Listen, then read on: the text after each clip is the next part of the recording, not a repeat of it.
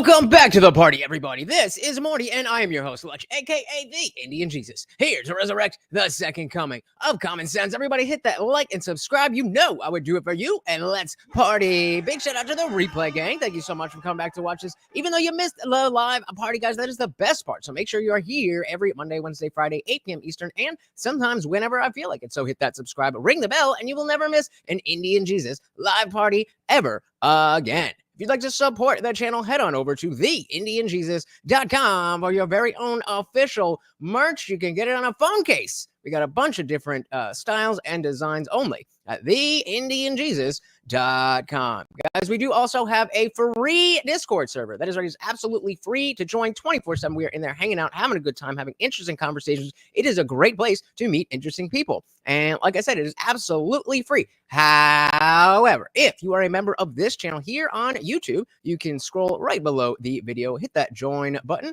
There is a few different tiers here, but it starts at just $2.99 a month. You get members only live streams here on YouTube and all that other good stuff, but it opens up the full Discord server. That is right. We have plenty going on in there aside from the free stuff, including the after party. As soon as we are done here, we are headed over there where we don't have to worry about any YouTube censors or anything, and you are not stuck behind your keyboard. You are actually on screen with me and everybody else. I got a feeling we're going to do a little dance party tonight, but I don't know. We will leave it up to you guys. Let's party. Welcome, Carl, to the party. We got Carl's Frosted Tips. Welcome. We got Water Ice saying Trump 2024. Welcome, guys. Very good to see you. I am excited to share this one with you. So the great grifter, the king grifter, the final boss grifter, Sam Seder here of the Majority Report, same person who works with Emma Vigilant, who was previously on the Culture War, himself is now on the Culture War with Tim Pool. And if you'll remember, we did cover that episode as well. But if you remember, Emma came in and was saying stuff like, so why do Nazis like your show? And that was the level of discussion that was going on there. But here we have the full boss, the main guy, Sam Seder. You may have also seen when Steven Crowder was going to debate Ethan from H3H3, and then Ethan popped up, and then it was exactly that. Sam Seder, hello. And yeah, very much why people do not like this guy. Welcome to Dylan Soup. Good to see you. Always. So let's dive right in. It got spicy, so I want to give you guys a little sneak peek of where we are headed before we dive into what you're talking about. Logic centers are shutting down. And listen, no. You're getting overly emotional. No, I'm not. You're not speaking logically anymore. No. What you're doing when a person is a victim of a crime, they have to file paperwork to get like you can find something in here, but you're not talking about the argument anymore. Nonsense. Yes, it is. You are no longer talking about the issue because everybody sees. Oh, I am. You are getting overly emotional. I don't. You're talking about my person. You're doing ad hominems. You've lost it. No. Here's Sam, the point. Let's start with the law. You're so full of crap. You see, it's here you go. Amazing. You can't even make an argument anymore, can you? I don't need to, because everybody who's watched this, no. Everybody who's watched this knows you're saying that a rape victim has a responsibility that has been. And there goes monetization. So we will definitely get there, but let's back it up and get to the how it all started. And we are going to skip a middle bit. Obviously, we're not going to be able to cover the entire thing. But I think the way that this started is very important. I titled the stream this way on purpose because it's just what else would you expect? As always, guys, if you cannot hear the video, please do let me know. Sam Seder, welcome to the show. Oh, thank you. That's a good one. I like it. He's got his own beanie. That's right. 20 years? What's that? 20 years? Is that 20-year anniversary? This was actually a gift for you. Oh, right on. There you go. Yeah, I'll put it on the shelf. We all know that Tim needs a beanie. Don't say it is good to see Sam Seder actually commit to a debate this time instead of hiding behind his wife's boyfriend's side chick. Facts. Like the weird knickknacks that I have. Yeah. Well, that's actually for your baby. Oh, thank you very much. Congratulations. I understand that you're expecting. Is that right? Absolutely. Yeah. So we're being cordial. I hope you're getting sleep. Oh, I think I got 6 hours tonight. Well, I'm saying, is your baby born already? No. Oh, Coming soon. I'm talking about when your child comes. Oh, yeah. Well, I mean, what little sleep I already get probably will be less. All right. Well, there you go. So just kind of man. cordial. So we'll start light. What do you think is going to happen? Starting light. Election is Tuesday. Shout out to Mood. Welcome to the party. But people are already voting. No, wait. We got to talk about what am I doing here? Sure. I was going to start light, but you can go with whatever you want. No, I mean, it's light to me. But like, what? I thought I was banned. Oh. Didn't you say I was banned and blacklisted? You're maybe. here I don't know the specifics. You have to. There's something to that effect. I can send you a link. But I teed it up here. It's hard for me to remember verbatim everything I said, but living rent free in his head, Tim. You're living rent free. What do we got here? I would say. He's got it queued up, ready to go. I mean, you pretty specifically banned. Did I say no Sam Seder at all? Well, I think so. Here, wait a second. I do actually remember him saying that. I don't remember specifically, but I do feel like I heard him say that like he would never have Sam in here, but he's here. So who the fucking cares? Sam Seder's blacklisted by a lot of podcasts. Yeah. Sam Seder is blacklisted by a lot of podcasts. That was what was said. Trouble. Sam Seder's blacklisted by a lot of podcasts. Yeah. Did I say us? I'm not exaggerating. This is not a joke. Yes, there are many large podcasts that have outright said they will never work with him, and it has nothing to do with being afraid to debate him. Sam Seder's off the list. This guy is a manipulative, lying con man. I mean, that's pretty strong stuff. My confusion. He never said, you are banned from my show in that clip. I am so confident that if he ever did utter those words, that they would have scrubbed the entire channel, multiple channels, to find it. Again, I do remember him expressing a sentiment that I have no interest in talking to this guy. But he's here. You're here. Just have the conversation. That's what you want to talk about? Well, you said this, and I did not. We have an election. People are already voting for it. Shout out to TV Viewerski. Welcome to the party. Tim was pretty poo-poo on Sam being on the show. Well, I mean, you don't have there's definitely reasons for that. Exactly. Just like, let's get to it. And that is exactly why I wanted to show you this part before we jump ahead. No, we are not going to do that because that's going to derail the whole thing. But shout out to Carl's Frosted Tips. Thank you so very much. Starting us off with a $1.99. And of course, every donation comes with a treat for Morty. Thank you, sir. And of course, that makes you the new sponsor of the stream. Thank you. Let's dive right back in here. Lying con man. I mean, that's pretty strong stuff. My confusion comes from, did I say I would never have you on? Don't have anything to do with him. And that's why Sam Seder makes all these videos and he focuses on drama. I mean, the man's obsession with Dave Rubin is laughable. I agree with that to this day. Oh, no, I actually, I have did I say no reason for Did that? of course. I would never bring you on. Because here's the thing. Maybe he specifically said it or he didn't say it. It is very clear that Tim is not interested in having this, clip farming thing. So like, it's not a gotcha. It's like, yeah, I don't want you here having some stupid conversation, but if you're here to have a conversation, let's have it. Oh yeah, you did. Okay, I might have. I don't know if I have that specific video teed up. I might though. I may have.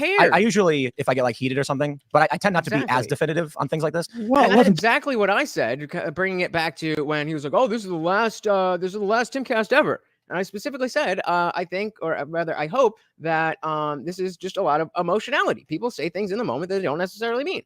And you're here now, so quit bitching and just do what it is that you so amazingly can do.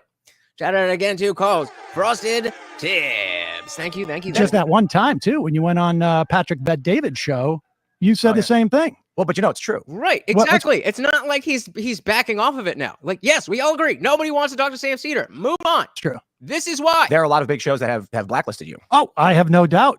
It's not about you, nobody wanting to debate you. I mean, the first thing I asked was like, let's talk about the issues, and you immediately pulled up drama. It's not drama. I mean, I think everybody wants. That absolutely is drama. And I'm with you, Mood, but I think it was very clear that Sam was going to go down this road, the clip farming road, one way or the other. So Tim is very much on the defensive because he knows what's coming. Okay, think what you want, dude, but we're having a show here, and you don't get to decide that because I want to talk about a thing that everybody has to stop and listen to what I want to talk about. You can start a YouTube channel, and then you get to do that, but you don't get to do that on my channel. I'm sorry. No, it's like a weird. If you, I used to be a script writer, and if you put a loaded gun in the first scene, and you don't resolve it, people are going to be distracted. So this way we can just deal with this, get that out of the way, and then move on to stuff that is more, I think, like substantive. Yeah. But that's it, right? It's not my business to tell other shows that have brought it up. But so that's just where we are. That's just where we are starting. That's the vibe that we are going with. I didn't. Oh shit! I took the timestamp. 134. So, they talk about a bunch of, pitter patter stuff. They go back and forth. They're not really talking much about that. And then, they're talking here about how much money they make. Go to market standard. And then they move into the good stuff. Of course, we hit that like button, of course, on every video that we do. Shout out to Stephen Colbert. Welcome to the party. Good to see you. Good to see you.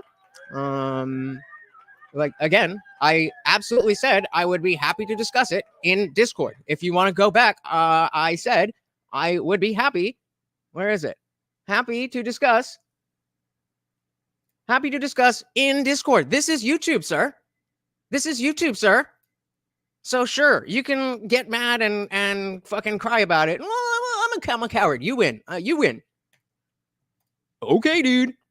Anyway, so we're gonna skip ahead a little bit here. Yeah, we're not gonna have time to finish the whole thing, but let's get into the juiciness.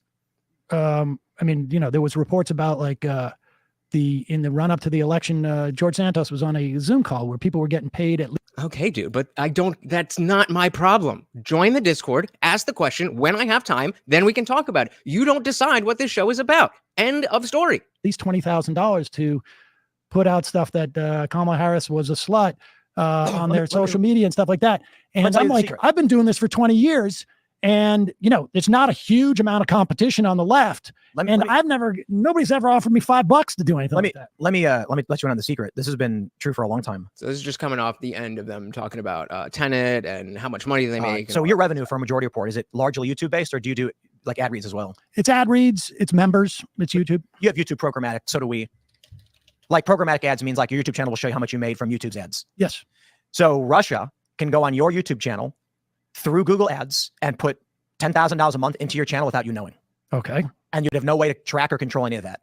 So this. It's okay. This does happen though, where companies, politicians will use some kind of special interest, and you can run an ad for any product you want, which is the crazy thing. Well, yeah, this is what Trump is doing with his watches, right? Like, I'm going to sell 147 watches at whatever it was, 10 grand a pop.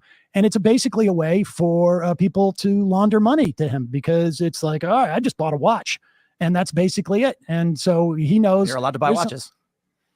Maybe we should regulate politicians selling products during elections. I think that would be a great idea. And maybe while they're president as well. But I know I bought his shoes. What's that? I bought his shoes. We were skating them. Let's talk about like abortion or something. I don't know. Or Israel. We can talk about Israel if you want. That's how much it is. $100K for the watch. I mean, yeah. But hey, that's what business is looking at the laws and seeing what you're allowed to do. If you want to be mad at that, then be mad at the people who made the laws, not the people who are following the law. Kind of, what we're doing is obscene, and I'm unhappy about it. And I feel like we have two options. One is horrible, and the other one's worse. I agree. In terms of these governments. I mean, do you think we should cut off funding, pull out, and just be done with it? Well, yes. I think that we should condition aid to Israel. I mean, I think that we should, if we have leverage in any type of situation, we should exercise that leverage. In terms of Ukraine, we had a treaty with them when they gave up nukes in '93, saying that we would protect them in the event of was it a Russian aggression? Well, or an agreement. Right. The legal distinction matters, I suppose, because. Well, I mean, it matters in terms of like how perhaps bilateral security agreement. I mean, that's you can refer to it as just a bilateral security agreement. And I think that there's. Oh no, it wasn't even that. The Budapest Memorandum. I mean, I think that, this was operational. It's not obviously, a treaty. Treaties can be broken. We saw that with Paris Accords and, well, it's easier, obviously, if it's a treaty, it needs to be, we need to bring the Senate in. But I am, I think that aid that we provide for Ukraine should have an exit strategy to it. I haven't seen one, but I also am not convinced that that's been a function of the election. Haven't we spent more on Ukraine in the past 2 years than we have on Israel in 50? I don't know. Comparable. Probably comparable, I think, at this That's point. crazy. That is and it's fair to point out too, like we're not just giving all the money overseas. We make weapons here, and then it has American 100% jobs. Yes, 100%. There's no doubt in my mind that we spend far too much money. So much of our economy is dependent. Eisenhower said, beware the military industrial complex, and his original wording was the congressional military industrial complex. And I subscribe to that. I do think from a cool. I'm with it. A moral standpoint, although I don't think this is controlling, but as a moral standpoint, obviously like one country is being invaded and to some extent occupied, and the other is occupying and completely asymmetrical type of situation, that we have in Israel is just absurd. I kind of feel like no matter what course we take, the dominoes have been knocked over. The BRICS nations are lining up for their currency. Moon's saying it's hard to compute that. Most of that money is old military equipment. Very true, but that is still, instead of decommissioning it and putting it and recycling it into new weapons, that's money gone. And so, it may not be, like buying a new car is once you drive it off the lot. The what's the word I'm looking for? Not the price, the worth, the value goes down immediately. And so like the idea that giving away that car just because it's not a brand new car is not a bad thing is not the case. But if you're saying, well, it's better to give away a used car than to give away a brand new car, then absolutely. War is definitely inflationary. But so we still give money on top of that. Just the massive number is tricky to read into. Fair enough. Agreed. Course we take, the dominoes have been knocked over. The BRICS nations are lining up for their currency. The petrodollar is on the verge of being dismantled. Saudi Arabia has already said not interested. I don't think Trump recovers that. And I think that means Americans better buckle up for a bumpy ride. I mean, to be fair, you've also said that we're headed towards a civil war in this country. So many times. I don't think that's happening. Well, that's not my opinion. That's just the corporate press. I think it was. It's not your opinion that we're headed into a civil war, or hasn't been? It is not an original idea from Tim Pool that we're on track for a civil war. Well, do either one of us have any original ideas? I mean, I didn't. Okay, dude. Didn't come up with single payer. No, but I just clarify my position is I didn't one day just decide for no reason. Oh man, I think a civil war's coming. It was like, here we go. Common Dreams is a progressive organization. The news. Here you go. The second civil war has already begun. This is a progressive outlet, right? So when I read progressives, conservatives, The Atlantic, I think that's more metaphorical. But if you want to claim that you did not mean that there was an actual civil war, I do. Yeah, absolutely. Which is exactly what he says every single time he says civil war. Absolutely. You do think there's going to be a civil war? 10 years, 20 years? I mean, what? Yes. Do you so we can talk about it. We can go in great detail. For instance, we had a former CIA officer at the write for the Washington Post. The U.S. is on the verge of a civil war. I didn't just make it up. The Atlantic said that they spoke with several national security experts. Well, there's people also saying that the Earth is flat. Do they work for the Democratic establishment?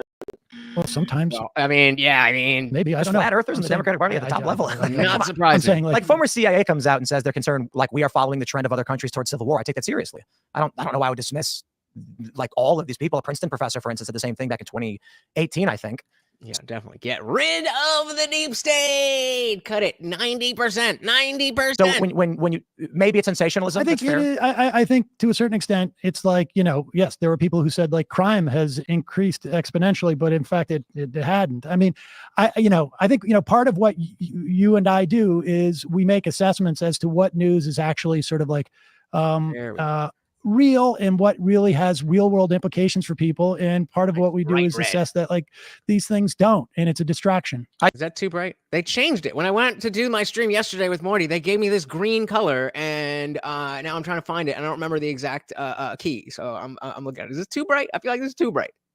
Sorry. And part of what we do is assess that like these things don't, and it's a distraction. I think you're wrong. I think there's an optimism and a normalcy bias. And the only thing I can really say is, look, I read the news and I opine on it, and I'm wrong about a lot. But I can probably pull up I don't know, a couple hundred articles from CNN, the New York Times, the Washington Post, talking about the brink of civil war that is coming to this country that I just did not make up one day. So if I read the New York Times, these are all right wingers. The deep state is the politician, or the people who work for the government that are either appointed or are just hired, that are there for, but through the different the different cycles. Like, they don't go with, it's not a 4-year cycle. These are the people in the CIA are in the CIA for their whole lives. People who are in the FBI are in the FBI for their whole lives. And there is a class of these people that have an amount of power and have no accountability. The deep state. Mood said, safest time to live in America. I hate the media for selling us fear. Well, maybe overall, but depending on where you live, definitely not the case. If you say, if you just say that as a meme, it means little. Yeah, I don't disagree. Chevron deference. Which one was Chevron deference? I don't remember off the top of my head what that is. Yeah, I don't know, if you give me a quick reminder with that. I mean, I'm familiar with it, I just don't remember by its name. Did not make up one day. So if I read the New York Times, these are all right wingers. The New York Times, the New York Times is right wing. Yeah, of course. CNN, you've got Bruce Hoffman, Jacob Ware, Straight Arrow News. I don't know, but there's a poll saying there was a movie. People think we're on the verge of a civil war. Yeah, this is from the movie. This is from the movie called Civil War. Princeton professor, progressive guy, said the cold civil war has already begun. This is back in 2018. And I look at all these things and I say, the worldview of each faction in the United States is divided to a degree that there seems to be no reconciliation. And so now what you have is sitting members of Congress calling for a national divorce. Shout out to Walter Mellon. Welcome to the party. Said someone snatched his beanie, and Tim's been talking about Civil War from that day forward. That was it. That was the day that it wasn't shot heard around the world. It was the swipe heard around the world. Welcome to the party. The regular decision banning EPA regulation of CO2.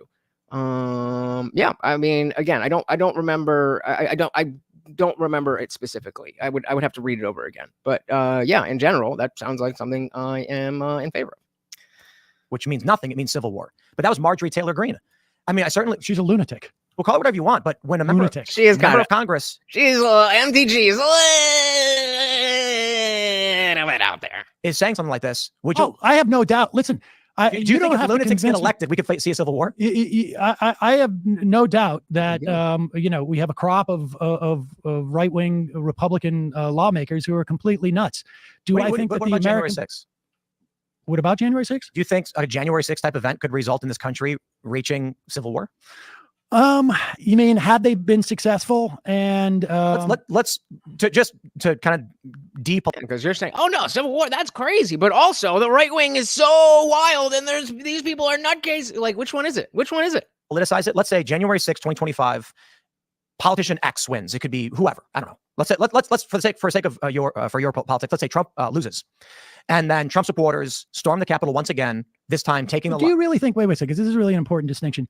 Do you really think that the likelihood of a mass of Democrats, Democratic voters, would go in and attack the Capitol? Out, dude, we're already at 1.2. You mean like they did on May 29th, 2020? You're talking about like BLM? When they firebombed the White House and forced the president to an emergency bunker and set fire to St. John's Church, injuring hundreds of police officers?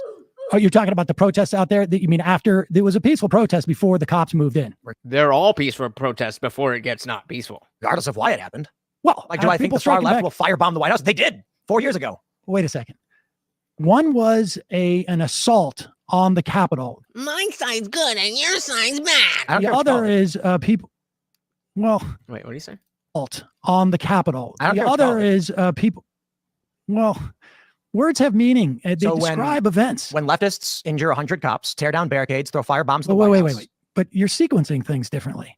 If Donald Trump was to send the military to just a heads up, I don't know what's going on, unless you deleted that mood. Your last thing about, do they talk about politics or policy and all, that's not showing up here. Just giving you guys a heads up. I don't know why that's not showing up, but that's not here. But again, let's watch and find out. To attack, let's say, New York City, do I think that we would have a civil war? Yes. Do I think that New York City Do you think would, he could? Do you think there's a possibility Trump would send the military into any one of these Democrat districts? Yeah, see, that was I mean, I don't know. Well, I mean, he claims he would. Do you think he would? Or do you fear he would? I fear that he would attempt to do it, but I suspect. You think he would try to start a civil war? Well, I didn't say he would try and start a civil war, but That would that was the question. He said, "Do you think he would try?" And you said yes. start a civil war, well, or could? I think it could, but I I don't think there's a think possibility civil war is facing the Senate. No. I don't think the military would allow for that, frankly. National Guard, or it's like, you think they would disobey Donald Trump? I think you'd get a series of resignations. Possible, I guess, that at one point, but Someone eventually is going to if say yes, right? if your argument is that the rise of Donald Trump could bring about a civil war, I mean, I don't know that I would say the rise of Donald Trump. I think Trump's a symptom. I think that the reason Trump gets elected is because you have this rage bubbling up in this country in a variety of ways. They thought he was the river. Little did they realize he was the dam. So you had the Tea Party and you had Occupy Wall Street, which were rather light. But then you get the Bernie Sanders movement, you get the Trump populist movement. But Trump is a bull, and he storms through and he takes the power. Bernie didn't. But I mean, what's you're saying this because they're both populist movements? I mean, one's a right-wing authoritarian movement. Call it whatever you want. People rose up and had movements for whatever reason. And perhaps you could say because Trump is a strong man, he ended up succeeding in his movement where Bernie's did not. Well, I mean, no, Bernie Sanders was like Hillary Clinton's the authoritarian, and she stomped out Bernie. No, yeah, Carl said, I bet the average Democrat would unalive baby Trump. That's where we are.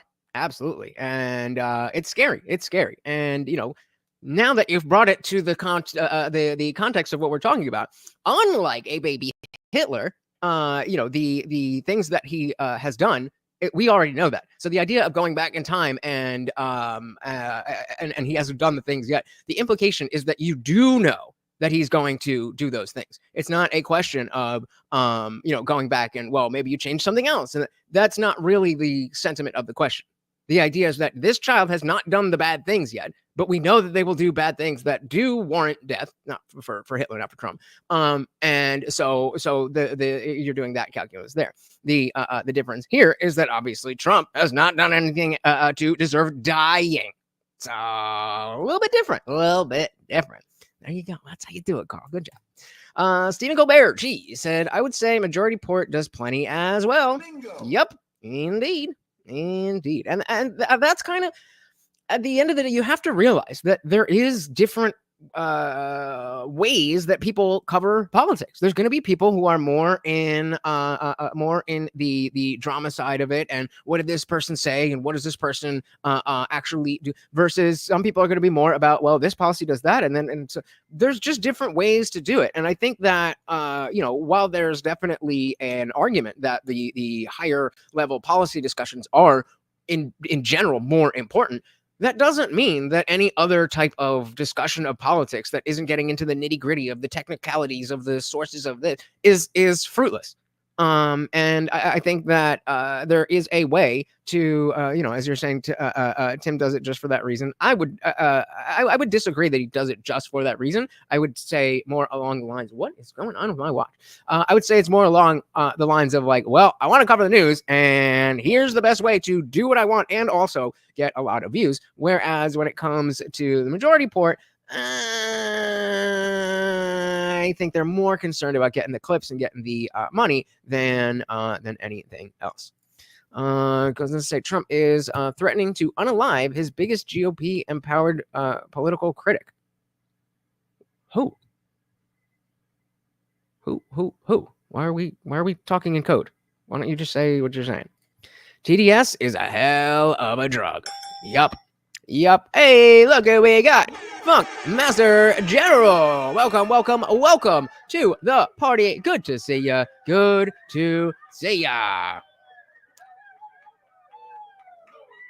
When did he say he was going to kill Liz Cheney? Link me that, please. Bernie Sanders was like Hillary Clinton's the authoritarian, and she stomped out Bernie. No, Hillary Clinton is not an authoritarian. I mean, I don't like her politics, but authoritarian it's a word. It means something. Yep. And right-wing authoritarians. I mean, there's been fair. You know, you could check out Bob Altemeyer's research, formerly from the University of Manitoba. Like there's clinical research that shows that we have like something like 25% of North America are right-wing authoritarians, and they were just looking for a leader. And the Republican Party has been stoking racial animus for decades now, and this is where that the lead to civil culmination. war. I mean, it certainly did. Exactly. 200. Exactly. He's like, "Oh, you're talking about civil war," and then goes on to list all of these things that could potentially lead to what Tim means when he says civil war, not two sides standing face to face. That's never what he meant.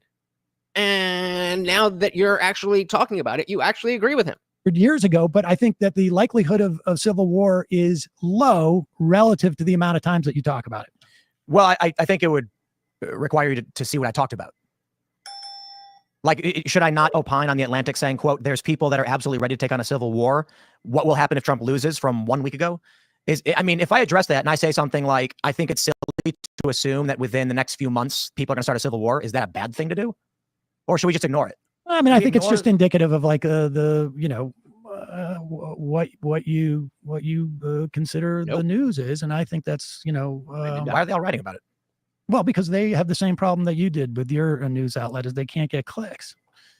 Do you think the only reason? Oh, here we go. Shout out to Bookmaster General with a $20 super chat. Thank you, thank you, thank you so very, very much. And guys, that's 1 out of 5. If we get 5 super chats of $5 or up, Morty gets his peanut butter. Let's hit that goal. Thank you, thank you, thank you. And of course, Funkmaster, that makes you the new sponsor of the stream. Guys, let's celebrate his 3rd super chat ever on a live stream. Thank you, thank you, thank you, sir. With your news outlet is they can't get clicks. Do you think the only reason all of these outlets, I think I've got 1, 2, 3, 4, 5, 6, 7, 8, 9 that I just pulled up from a quick Google search, it's just they're getting clicks for it? It's not a gotcha. I mean, literally, it's it's just sensational. Yeah, I mean, I think when you think about the original Civil War, there was a huge economic investment in on the two different sides, right? Right, but even as you say, even as you're talking about the Civil War, you have to remember that there was one American Civil War, but that's not the definition of what Civil War means. Like, there's other types of Civil War that are happening right now in other places in the world. That's what I think people get caught up on, is that the American Civil War. Like, that's not exactly what we're talking about. Hey, shout out to Guam Tech. Welcome, welcome, welcome to the party, sir. Very, very, very good to see you. And what is this? What is this? Oh my goodness. Thank you, thank you, thank you so very much for the $5 Venmo. Said, screw you, YouTube, not taking none of our money, going straight to the overlord. Thank you, thank you, thank you, sir. Very, very, very much appreciated. And again, guys, I'm in the mood for tonight's after party to be a little bit of a dance party. So if you in, come through. All right, thank you, sir. Let's hide.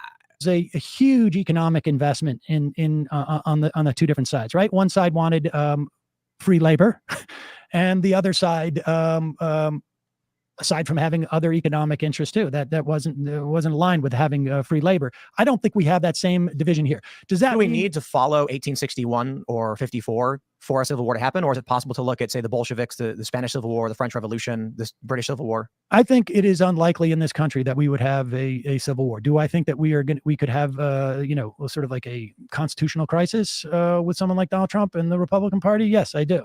So academics right now believe that we are in what's called civil strife. Makes sense. Civil strife does not guarantee civil war, but it is the precursor to. So the civil rights era was a period of civil strife that did not result in a civil war. No likes on Funk Super Chat. Come on, guys. Come on. If you ain't going to open your wallet, at least like the people who do. Bleeding Kansas was civil strife that did. I mean, in the 80s, we had something like 100 bombings, maybe 75 bombings that would, various civil strife. It comes and goes, you know what I mean?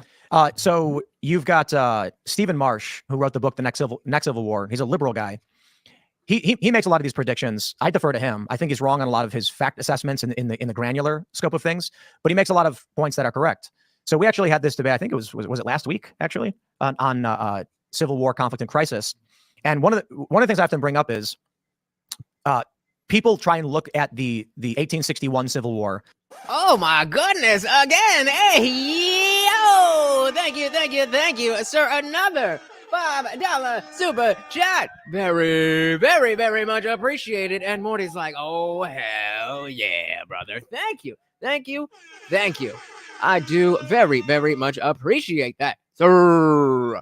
Mood said this is kind of a weird topic. This is kind of a weird topic. We might have conflict, but civil war is kind of a crazy belief, and what does that serve to bring up? Feels divisive. I think the maybe so, but the aspect of there being like, if you have you heard any of the and this is not a gotcha. This is just an orienting question. Have you heard him talk about any of the situations that he actually means? Because we can go through that relatively quickly if you want to. I mean, well, yeah, let's just do it. So we talk, we got rid of Roe v. Wade, and so there are we can potentially see situations where the laws are, have a couple living in Texas, and a neighboring state has abortion, and then you have the woman who is saying, you know what, I just can't do this. I gotta, get this abortion. Now she's headed to the border of that state to go and commit an act of murder under the laws of under the laws of Texas. So dude calls up the police and says, my wife is about to go murder her child. And so they go and chase after her. She calls from the neighboring state and saying, hey, I'm just trying to get an abortion, and these people are trying to come and kill me. Now, the second state police show up, and the Texas state police are there. That is civil strife. That is how this stuff works. We're not talking about everybody picks left or right, or union or confederacy, and we're all on a side, and there's the South and the North. That's not what he means. That's not what he's talking about. And I'm not blaming anybody for not, looking into the annals of his 2.5 hour show every single night to understand that. But he does talk about, whenever he brings it up, he does do a pretty good job, from what I remember at least, of articulating that he does not mean a war akin to the American Civil War. Glomtag said civil war by design, in my opinion.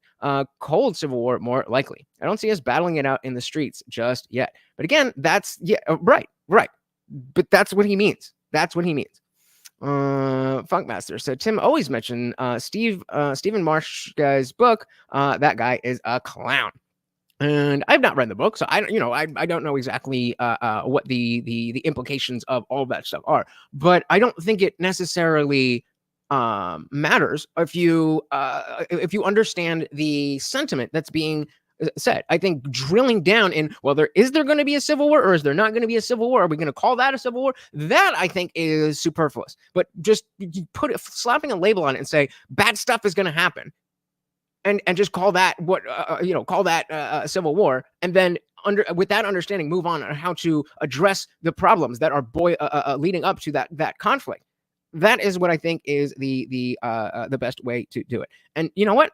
I'm absolutely willing to say maybe, he saw, hey, whenever we bring up a civil war, I get more reviews. That doesn't mean that the sentiment is wrong. Carl said these people made a whole movie about civil war, ending with the unaliving of Trump. Everyone on their side loved it, but it's divisive when we talk about civil war. Yep. The rules for thee, but not for me. So then you water down the phrase to just mean conflict. Yeah, we will have conflict. And I don't disagree with you, but I think it is uniquely about factions in America fighting each other. And so whether it is hot conflict, whether it is, whatever it turns into, the reason I am okay with the phraseology of civil war is because it's about conflicts within different, not just people, like an American and another American, but factions, this faction and that faction. And I think by definition, that is what a civil war is. Glomtech said, seems many sayings and terms have been watered down these days. Unfortunate circumstances in a trying time. Yep. I don't think so. Not that I remember. Carl said, I didn't watch it. I just saw it on the Max account. I heard it sucked. Oh, is it on streaming now? I definitely want to watch that. Those are the kind of things where it's like, I need to know. Whether it's good or it's bad or it's entertaining or it's woke or it's whatever, I need to know what is in that movie. So I'll definitely be checking that out. maybe we could do a watch party. We are watching from in the Discord server. If you are a member of the channel, you can get in on the watch parties. So let's dive back in here. What is happening?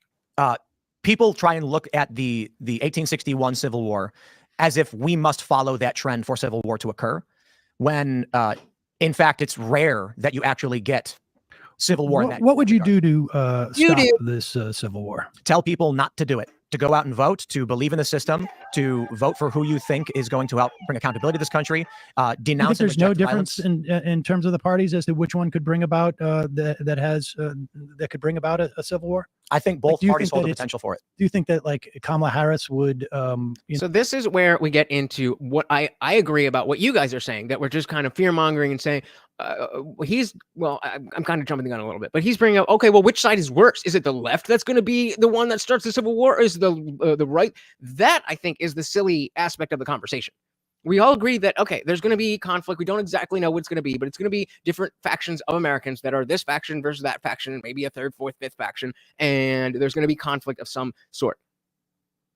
Trying to address the symptoms and how to avoid that, I think, is a good way to move the conversation forward. What is not a good way to move the conversation forward is what Sam Seder is doing right now.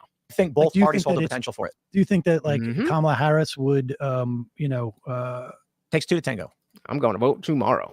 Well, actually, it takes two to tango because a tango is a very intricate dance, but it doesn't take two people to start a war. I mean, it does. No. Before I get snarky, I do actually want to think about that. Takes two to make a war.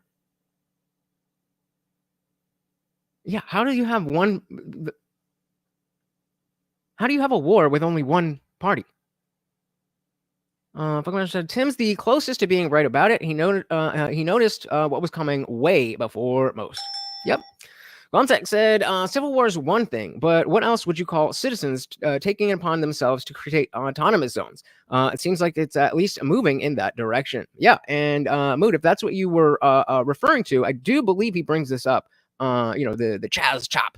I'm not saying you were. I'm just saying if you were. I forgot about that. But yeah, good point. It doesn't. I mean, yeah, it takes two people to tango. To start a war. I mean, it does. No, it doesn't. I mean, what do you mean? Well, yeah, give me the situation where one person is in a war. It doesn't take two people to start a war. So if country A invades country B, but country B just surrenders immediately, there's no war. Well, obviously, people war is a fight. Pushing. Yeah, exactly. More than two, like Syria, for instance. I think there was like 12 factions in the initial. Well, tango. And so that's what we're talking about, the factions aspect. Both parties are like engaged in the dance, but the fact of the matter is that you can go in and yes, you can invade its war, even if they surrender after people getting shot. Do you think that like Kamala Harris? Let me put it this way: who's more likely to bring out the military against the city between Harris and Trump? And like, that's a stupid question because it depends on why they would be bringing. If he wants him to say Trump, but of course, but that means that it's more likely that left-wing protesters are going to be the ones that deserve having the cops called on them. Trump didn't do it in 2020. I don't know if I have a good answer. Yeah, like it's not. This is not a fruitful. It's Sam's fault. This is not fruitful. You don't have an opinion on this? I don't know if I have a good enough answer to say. Well, I'll take whatever answer you. I mean, you don't have. Trump was presented with national riots. He did not invoke the Insurrection Act. He didn't send out the military. I'm not confident he has the strength, and I don't mean that in a positive way. Who would be more inclined to do it?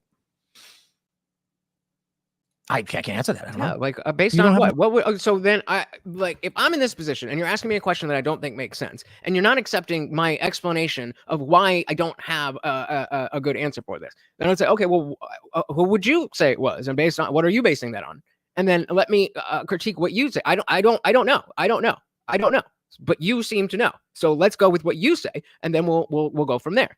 But he's trying to wiggle it into. Tim Pool says Trump is more likely, or Tim Pool says Republicans are. That's what he's trying to do, and this is why they don't want him. I can't answer that. I don't know. You don't have an opinion on it. I mean, I think it's bait to be like Trump's the authoritarian, therefore he would, when he didn't do it. So The Democrats didn't do it at the Capitol. Trump didn't do it at the Capitol. Trump didn't do it in 2020. The National Guard was deployed by Democrats during the Ferguson riots. Could I make the argument that Democrats are more likely for that reason? I honestly have no idea. Would you make that argument? I wouldn't. I'd say there's pros and cons to make a guess as to who you think would be more likely to bring out the National Guard or invoke the Insurrection Act. Honestly, I don't know. What I will say is, it doesn't matter what you think is true. And Mark Milley apparently, and I don't know. Well, so- Mark Milley is someone that you would trust, but he basically said that Trump told him to just shoot the rioters. I mean, Hillary Clinton said, "We came, we saw he died. Why don't you drone strike Julian Assange?" So Barack Obama killed Abdul Rahman al-Awlaki. Wait. Yeah, no. Yeah, and this is the kind of stuff where, again, it's like I'm not defending some of every little thing that Trump does, but when you try to throw this out as a disqualifying thing, it's like there's already other disqualifying things of that level or worse with other people. So why are we even bringing this up? Well, I agree that Obama, those drone strikes were very problematic, but that's different than saying we're going to willy-nilly fire into protesters. What I'm pointing out is that Who said willy-nilly? Again, now you're throwing in words to try to straw man what he's saying. I'm not going to tell you your opinions are wrong and you should not have them. That's not the point of what I'm getting at with civil war. My point is you believe them, and you are allowed to believe them, and that's fine by me. I'm just curious as to who you think. I mean, if you think that there's going to be a civil war, or that there's a... Why? I would then, now that he's harping on this, okay, why is that so important that I pick one side? Why is it so important to you that I pick one side right now?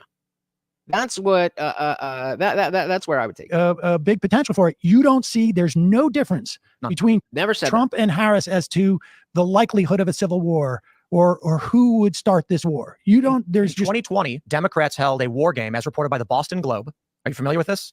And I bet you if we look at the chat, even on the Culture War channel, there's going to be a bunch of people in the chat. Oh, you won't answer the question. You won't answer the question. You won't answer the question. Let's see.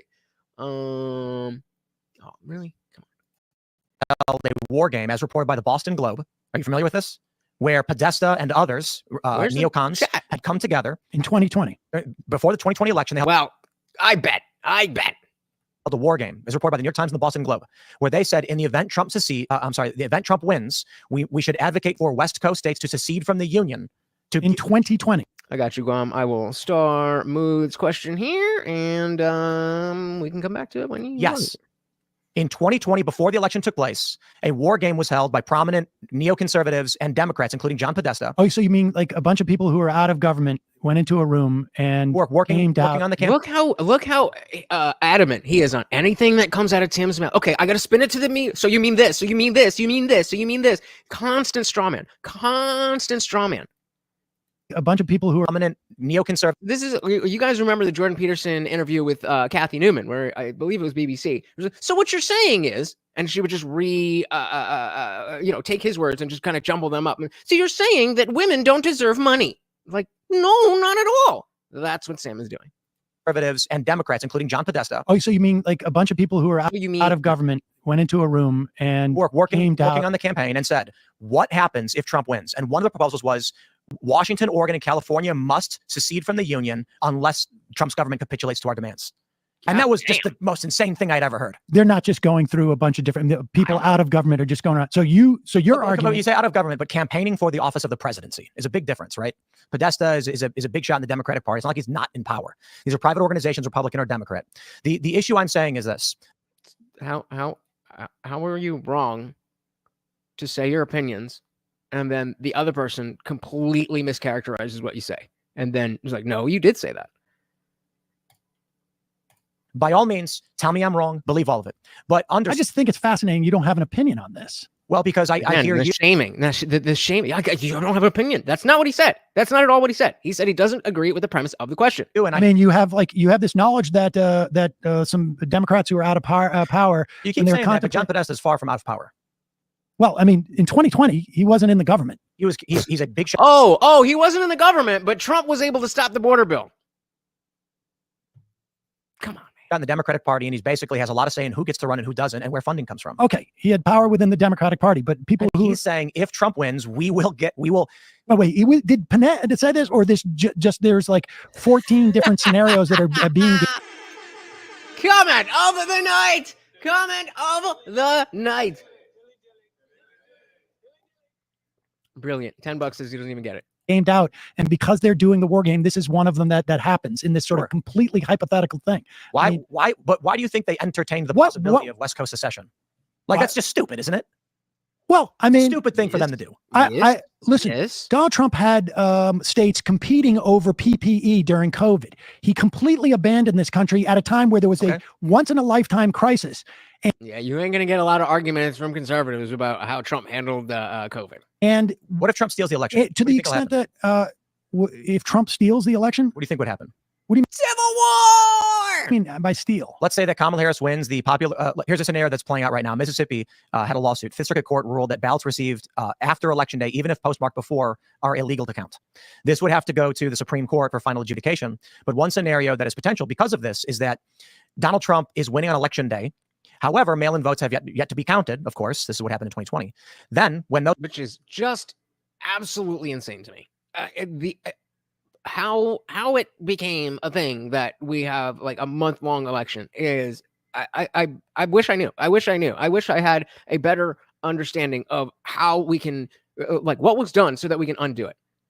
It is crazy. It is crazy that there's so much time.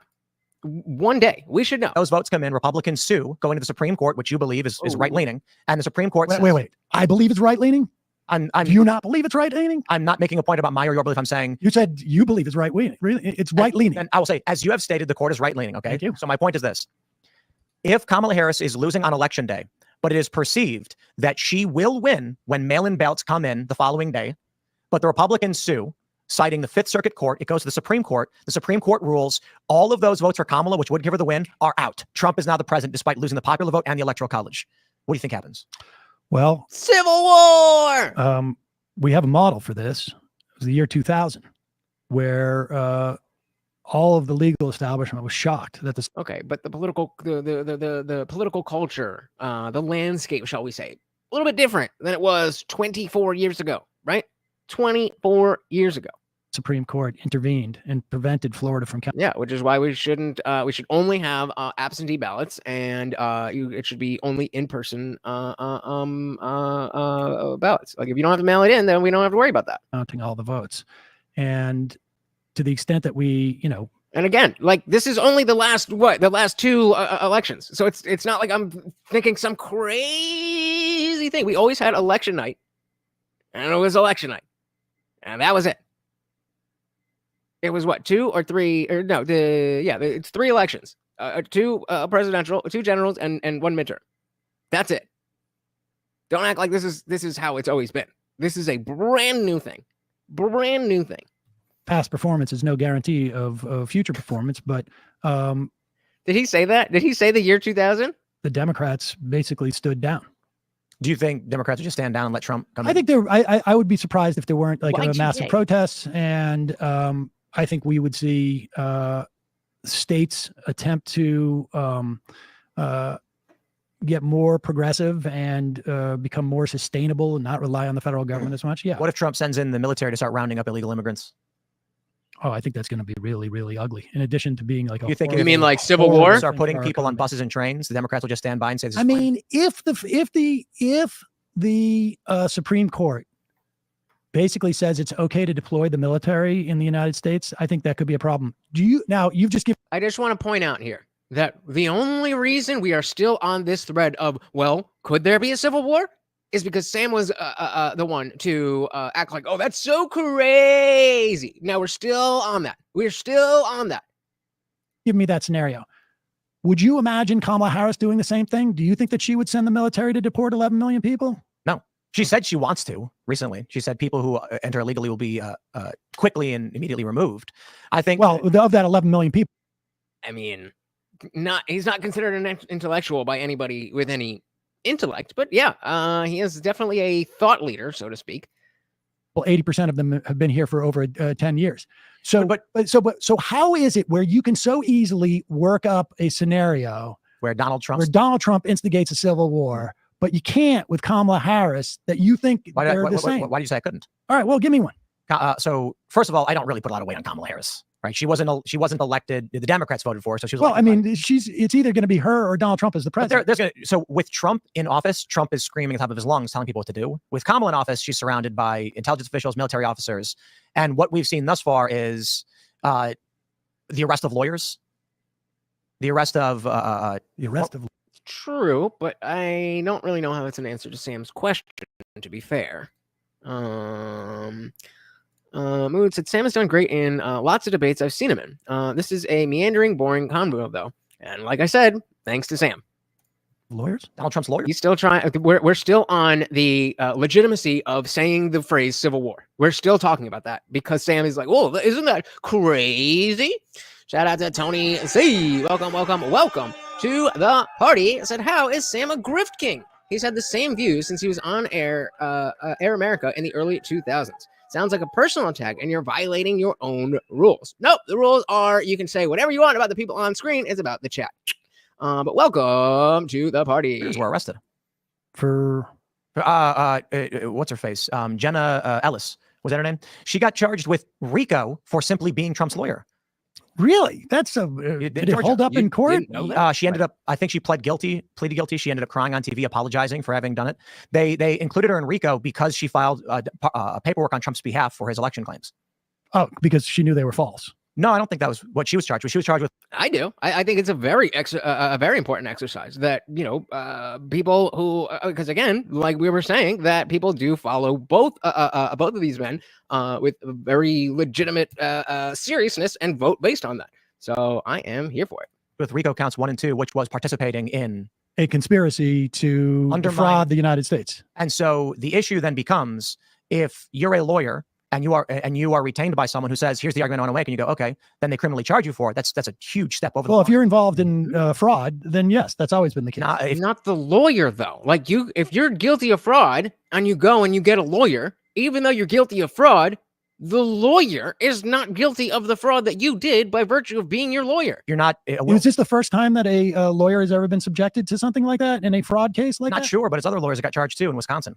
So it's you know what? I mean, based on the charges, she was probably facing hundreds of years, and she probably got the deal because of that. Like, come on, man. By all means, Sam. Oh, wait. Go and tell them she deserves it. Say she deserves it. She deserves it. Okay, now, what do you think Trump supporters will respond with when they see Trump's lawyers, former staffers, Navarro, Bannon being put in prison? Certainly. And that's the other side of this. It's like, you're like, oh, yeah, lock him up and throw away the key. And then be like, well, why are you guys so angry? Okay, dude. They see Trump's lawyers, former staffers, Navarro, Bannon being put in prison. Certainly, supporters don't like, people being going to jail. But I mean, why didn't Merrick Garland go to jail for contempt of Congress? Why didn't he go to jail for contempt of Congress? Yeah. What you mean from the Justice Department? Yeah. Was it her investigation or the was Department it of Education? The name wrong? He was held in contempt of Congress, I think, twice. There's been a lot of people who've been held in contempt of Congress that haven't gone to prison. So the issue right now is Peter Navarro and Steve Bannon go. And when Merrick Garland defies Congress, he does not. I think government officials probably get away with this more because we had we had members of Congress who also. As a fine argument. Well, wait. It's a fine argument. But we're getting off the original question was. And the question is, do you think Trump supporters are going to accept this as true, that it's just government officials getting. I don't know. I've seen Trump supporters believe a lot of very strange things, like John F. Kennedy is in the Junior is in the audience. That is, yeah. I mean, so I have no idea how to predict. What? What about JFK? I don't know. But again, the question I ask, do you think can you come up with a scenario where Harris instigates a civil war in the way that you talked about with Trump doing it? The Harris administration, yes. Okay.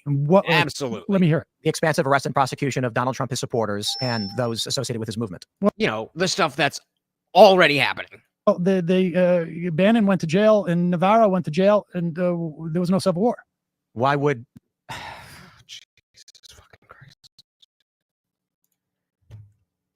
So one thing happened, there was no civil war. Therefore, if you keep doing the same thing, then it won't happen. What? Stupid. That right now, as an election is looming. So another example would be, let's say Donald Trump actually is losing on election day and votes are going to come in and they sue and get his votes disqualified.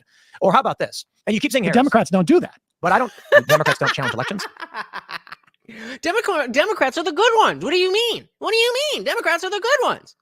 Shout out to Am. Welcome to the party. Good to see ya. Good to see ya.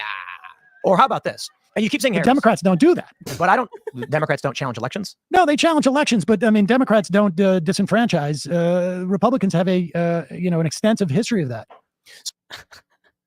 Okay, So dude. the factor right now is what we are seeing with the current political establishment.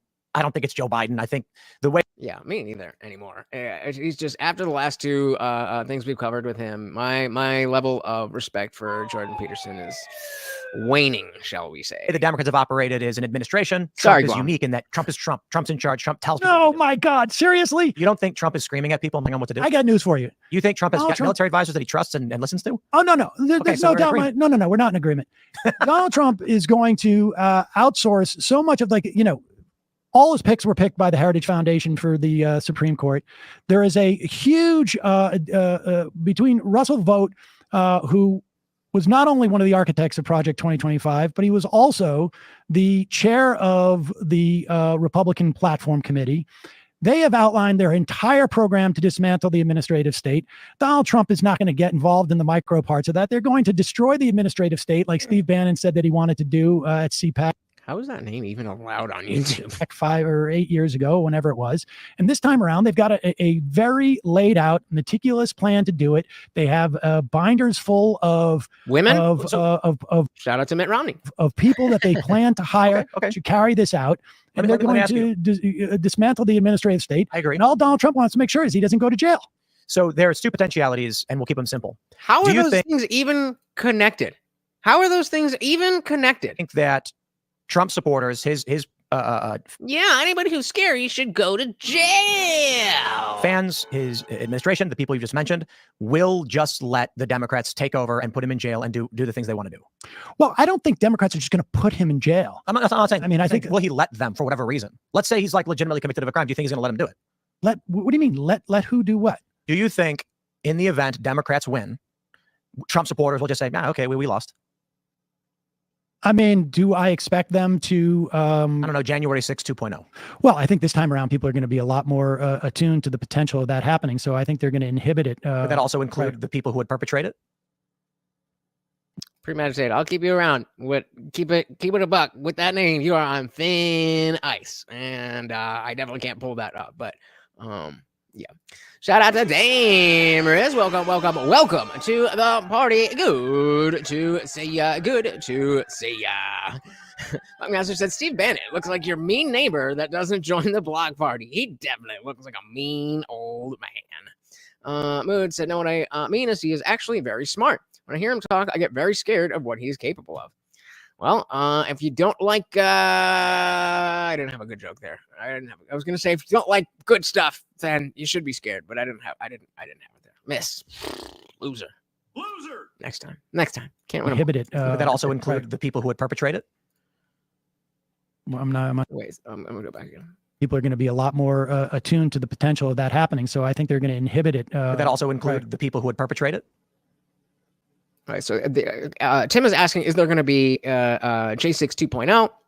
Sam said, I think that they're going to be better prepared for that, and that's where we're at. Well, I'm unclear what you're saying. If you're saying that people are attuned to expect a January 6th, would that not also include those who seek to perpetrate a January 6th? Meaning they will be prepared for countermeasures. Got you, girl. I mean, I guess that's conceivable, but I don't think that's a civil war at that point. No, I think I agree. actually the way that See, we're still here. We're still here talking about the semantics of whether or not it's civil war.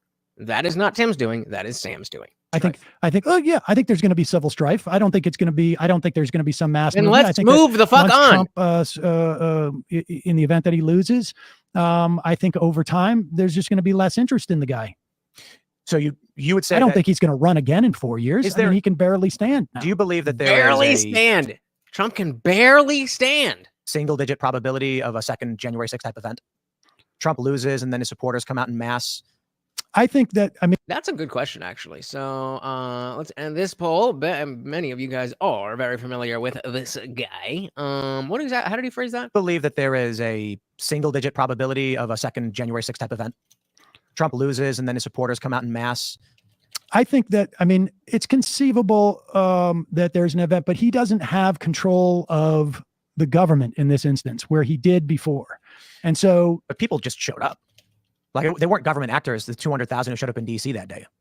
Well, I mean, Okay, so as usual, sorry, I didn't realize that was so big. But as usual, I am adding in some judgment words in there. So comparable is whatever you think comparable means. They weren't government actors, the 200,000 who showed up in DC that day. Well, except for Ray Epps. well, I mean, he planned a rally on the ellipse. How dare a rally? Oh my goodness! I mean, He could tweet that out again, and it could happen again. He could tweet that out, but there's not going to be a rally. He's not going to be able to have a rally there. He's just not going to get a permit. You think Trump supporters would not show up if he asked them to show up because he doesn't have a permit? I think there would be a lot less. Yes, without a doubt.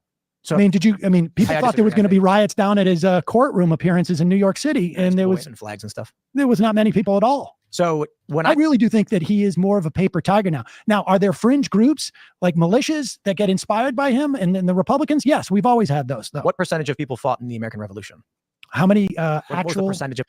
Am said, is he arguing that J6 was provoking a civil war or that one is coming? No. So this whole thing started by Sam attacking Tim for using the nomenclature of civil war all the time. You know, obviously that's kind of what he's known for. But he was just saying, like, I've just read the news. There's eight progressive or left leaning things here that are saying, you know, are we on the verge of civil war and whatever.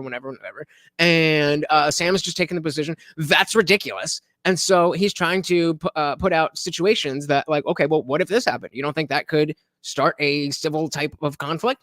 And that's it. We're just having the semantic obfuscation, or the semantic discussion on what can happen. That thing that might happen. Is it civil war? Is it not civil war? That's what we're doing. And it's frustrating, but important to see. Because this is how you burn the clock. This is how you get Tim on his back foot and make yourself look good without actually having to say anything. You just throw it. You come from left field and go, okay, well, define civil war then. It's like, okay, fine. Well, it's this. And so would you say that? And it's like you're not really trying to get at anything. You're just trying to find something to trip him up. And I mean, fair enough. But like the what's so civil about war anyway? Well, not much premeditated. And I would love for you to change your name so I could pull that up, but I'm not risking it. But glad you are here. Mood is heading out. Thank you for hanging out. Hopefully, all of those people say no, fuck Kamala. Oh yeah, wait, I never did a full count on it's gone by now, but yesterday. So I'm a dog trainer, so I drive all around my county. For my job, and where was it? And I was like, let me count how many Trump flags I see, Trump flag signs, whatever I see, versus how many. It's not here. I don't fucking remember where it is. We'll do that in the after party. But yeah, it was overwhelming. I saw 2 Harris signs and like, I want to say somewhere between 15 and 20 Trump signs. And this is Jersey, Central Jersey, blue AF. Steven, so there was a fairly reasonable discussion until near the end. It gets overheated, but they make up again by the end. Spoilers! Of the American population that actually fought. I mean, I'm really not trying to take your voice away. I just can't put that word up on my screen. We had 500,000 deaths, I would say, in the 1860s. I don't know. Who's in Vegas? Maybe 10%. I think 10's the academic number. There's a lot of people. Have you heard of the 3 percenters? It's some right-wing militia group, right? And the name comes from 3% of the American population fought in the American Revolution. I didn't know that. I didn't. I mean, about the that group. I didn't realize that was specifically why they were the 3 percenters. So academics lean more towards like 10% or so. But the important factor there is it does not take very many people at all to instigate civil war. It takes or like anything. It doesn't have to be just civil war. You know, we were talking about the sassy nations and the idea that like, oh, it's some huge conspiracy, that it doesn't have to be. It could be one guy who's in charge of a team of 5 guys who's supposed to cover this area. And then he says, oh, my boss said, you're going over there instead. And so now we got the Pac-Man perimeter. Actually, only a couple. And that creates a scenario where dominoes. And do you think that's more likely to happen with people on the right or on the left in this country? Why does that matter? Why is that why is that a meaningful question? Other than getting him to say the thing that that you can clip up and put up. Why is that important? What does that matter? In different ways equally. Pre-med said they're a bunch of boomer morons. They'll still have their constitution when they're surrounded by third worlders popping out a kid every 12 days. What? I don't know what that means. But there's a substantial difference Different ways equally. Yes. So you think it's the same probability? It's like different, but same. Shout out to Schwab. Welcome to the party. Good to see you. Good to see you. Oh, I was on Top Chat. Why am I on Top Chat? Let me see all of what y'all saying here. Okay, I don't think I'm missing anything much, but welcome. Schwab said, I think if Trump loses and there's another BS amount of votes that come in last minute, people are gonna be pissed. Yep. Well, we already know that it's gonna take 10 to 13 days to even get all of the votes in. And the issue then is, unless we have a foolproof system, which we're never going to have foolproof, but unless you quote unquote foolproof system, then there's so much time to manipulate stuff. And I don't like it. I don't like it. I mean, in the like, even if we are talking about 2000, the idea that something was awry, so we need to do a recount. Like, okay, not ideal, but like, okay. Then we have a specific reason. But just saying, oh, we're going to take extra time just to take extra time. When for the entire history of elections, we never needed extra time. And now we have way more technology and way more people, but we need extra time. That don't make no sense. Well, welcome to the party, Schwab. Yes. So you think it's the same probability that it would come from the left as it would the right? I don't know. I could calculate probabilities. I can say that the left How has already created many several militias autonomous are zones. there? Hundreds. Hundreds of left-wing militias. I don't think so. It always goes to Top Chat for me. And yeah, if you guys are not aware, if you look at the top of your chat, it will say Top Chat. If you click that, you can go to live chat to make sure you see every single chat. We're kind of chilling right now, so it's not going too crazy. But yeah, I don't know why they do that. I don't know why they do that. You don't have to shut up premeditated. I just can't bring. I mean. It's their word. It's there. They let you put the name, right? Fuck it. I'm definitely not saying it, but premeditated said the 3%ers. So the 3%ers are a bunch of boomer morons. They'll still have their constitution when they're surrounded by third worlders popping out a baby every 12 kids. Yeah, definitely don't have much affinity for militia groups of any sort. I kind of feel like a little bit of LARPing. I mean, I'm all for preparation. I'm all for being prepared and that stuff. But I don't really think you need to be part of a group. Just saying. Just my humble opinion. But yeah, left-wing militias are there? Hundreds. Hundreds of left-wing militias. The John Brown Gun Club or the Red Guard, two prominent ones. Rose City Antifa may not be a militia, but they certainly did participate in taking over. You've got two militias. How many people are in that? I mean, off the top of my head, I can name, like the 3%ers. Okay, but here's the thing, Sam. Let's take this from a slightly different angle. You can name all of these things, of course, because the liberal media is telling you about all of these things. But let's just say that there are 10 times as many right-wing militias as there are left-wing militias. 10 times as many. There's only 10 in existence on the left, but there's 100 on the right. What really matters is, okay, your average Trump voter, how do they feel about those 100 groups versus the average Kamala voter? How do they feel about those 10 groups? And of course, the 10 groups on the left are supported, while the however many groups on the right are like exactly as Pre-Med is saying. Like this is how most people who I know who are voting for Trump feel about these groups. But say something to a leftist about Antifa, and they're like, "Hey, they're fighting fascism." No, they're fighting innocent people. Steven said, realizing that it only takes 3 to 10% of society to instigate revolution isn't just a take by the right wing. Anarchists on both sides live by this philosophy. Yep.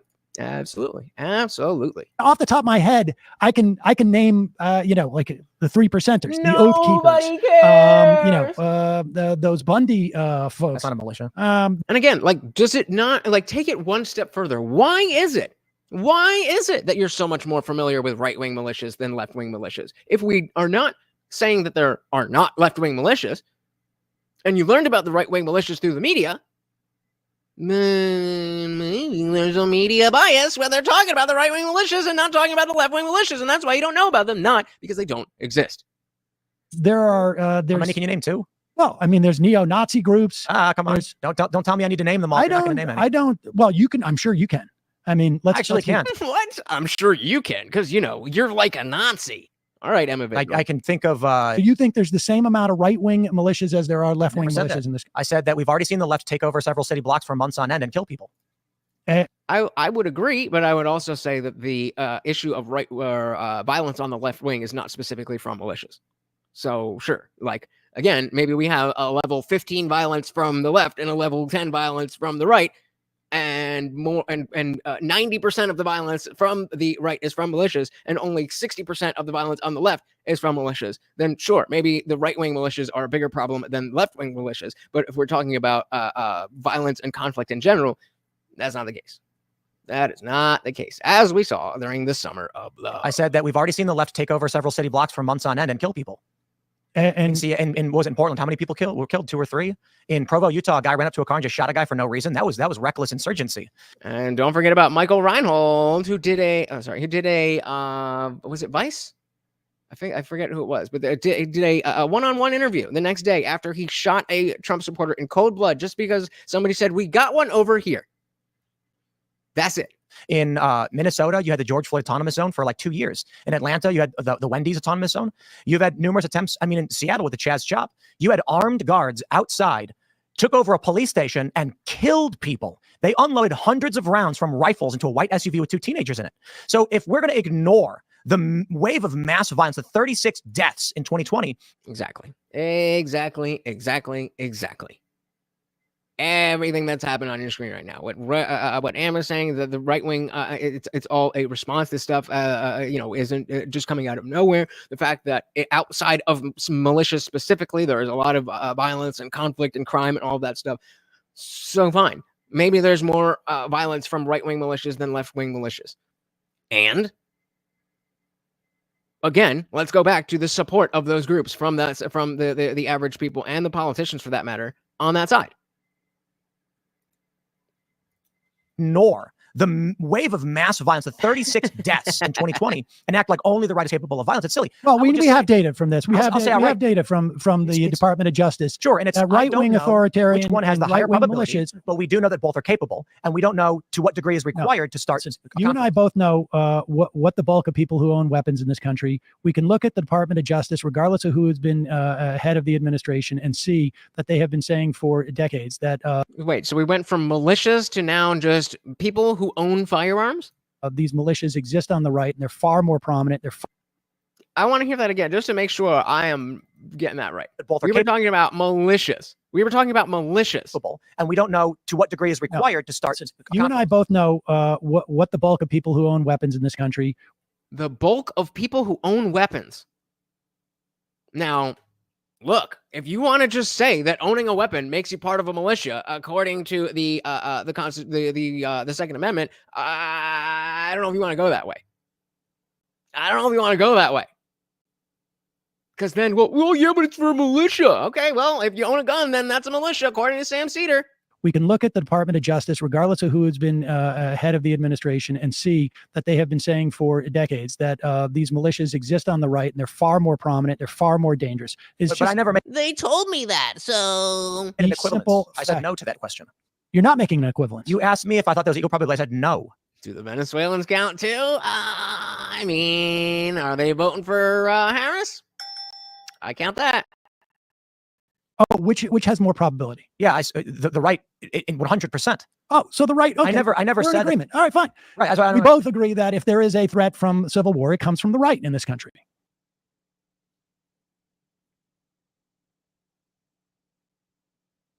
If you don't see what he just did in that moment, then just do this.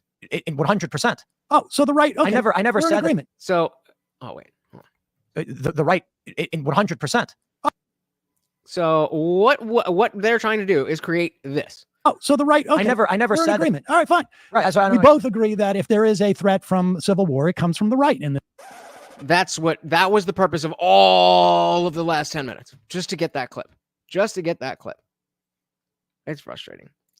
Steven said the violent threat is coming right from the top now with statements such as Liz Cheney yesterday. Again, I've not heard that yet, so I can't comment. And said, are they right-wingers? Are we taking over apartments? I'm certainly not. Funkmaster General said, I have a lamp and I'm willing to defend myself with it. Does that mean I can play militia too? According to Sam Seder, absolutely. That might be, you might be up for the leadership position. Fine. Right. That's why I we don't both agree that if there is a threat from civil war, it comes from the right in this country. That's an absolute statement that I didn't make.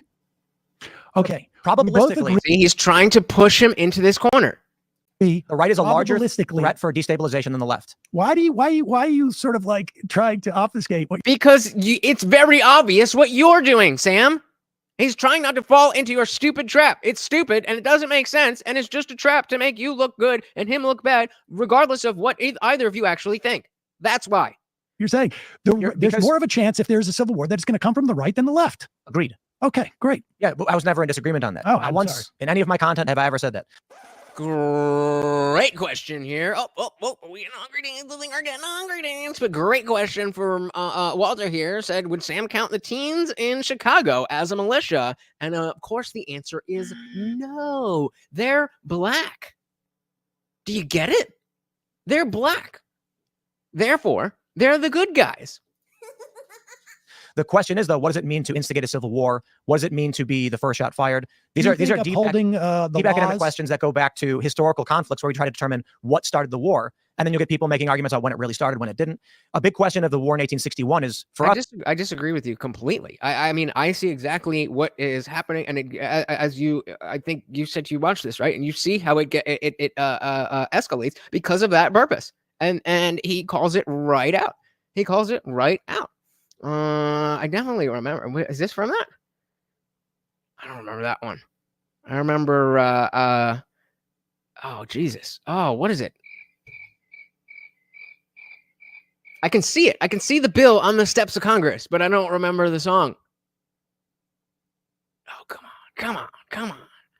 Yeah, there you go. And there you go. I forgot about Schoolhouse Rock. You'll get people making arguments. But yeah, Stephen, I absolutely, I think it's not irresponsible, but to say that there you go, I'm just a bill, only a bill. But I think it's, teetering on naive to be like, well, they're just talking. No. It's very clear. Why else would Sam care so much about getting the specific phraseology, getting him to specifically say those particular words if he already knows what he means? For the clips. And again, this is something that Sam Seder is already blacklisted from so many of these places because of the fact that he does this stuff. It's not new. It's not about reading into it. It's about observing what's happening. Arguments on when it really started, when it didn't.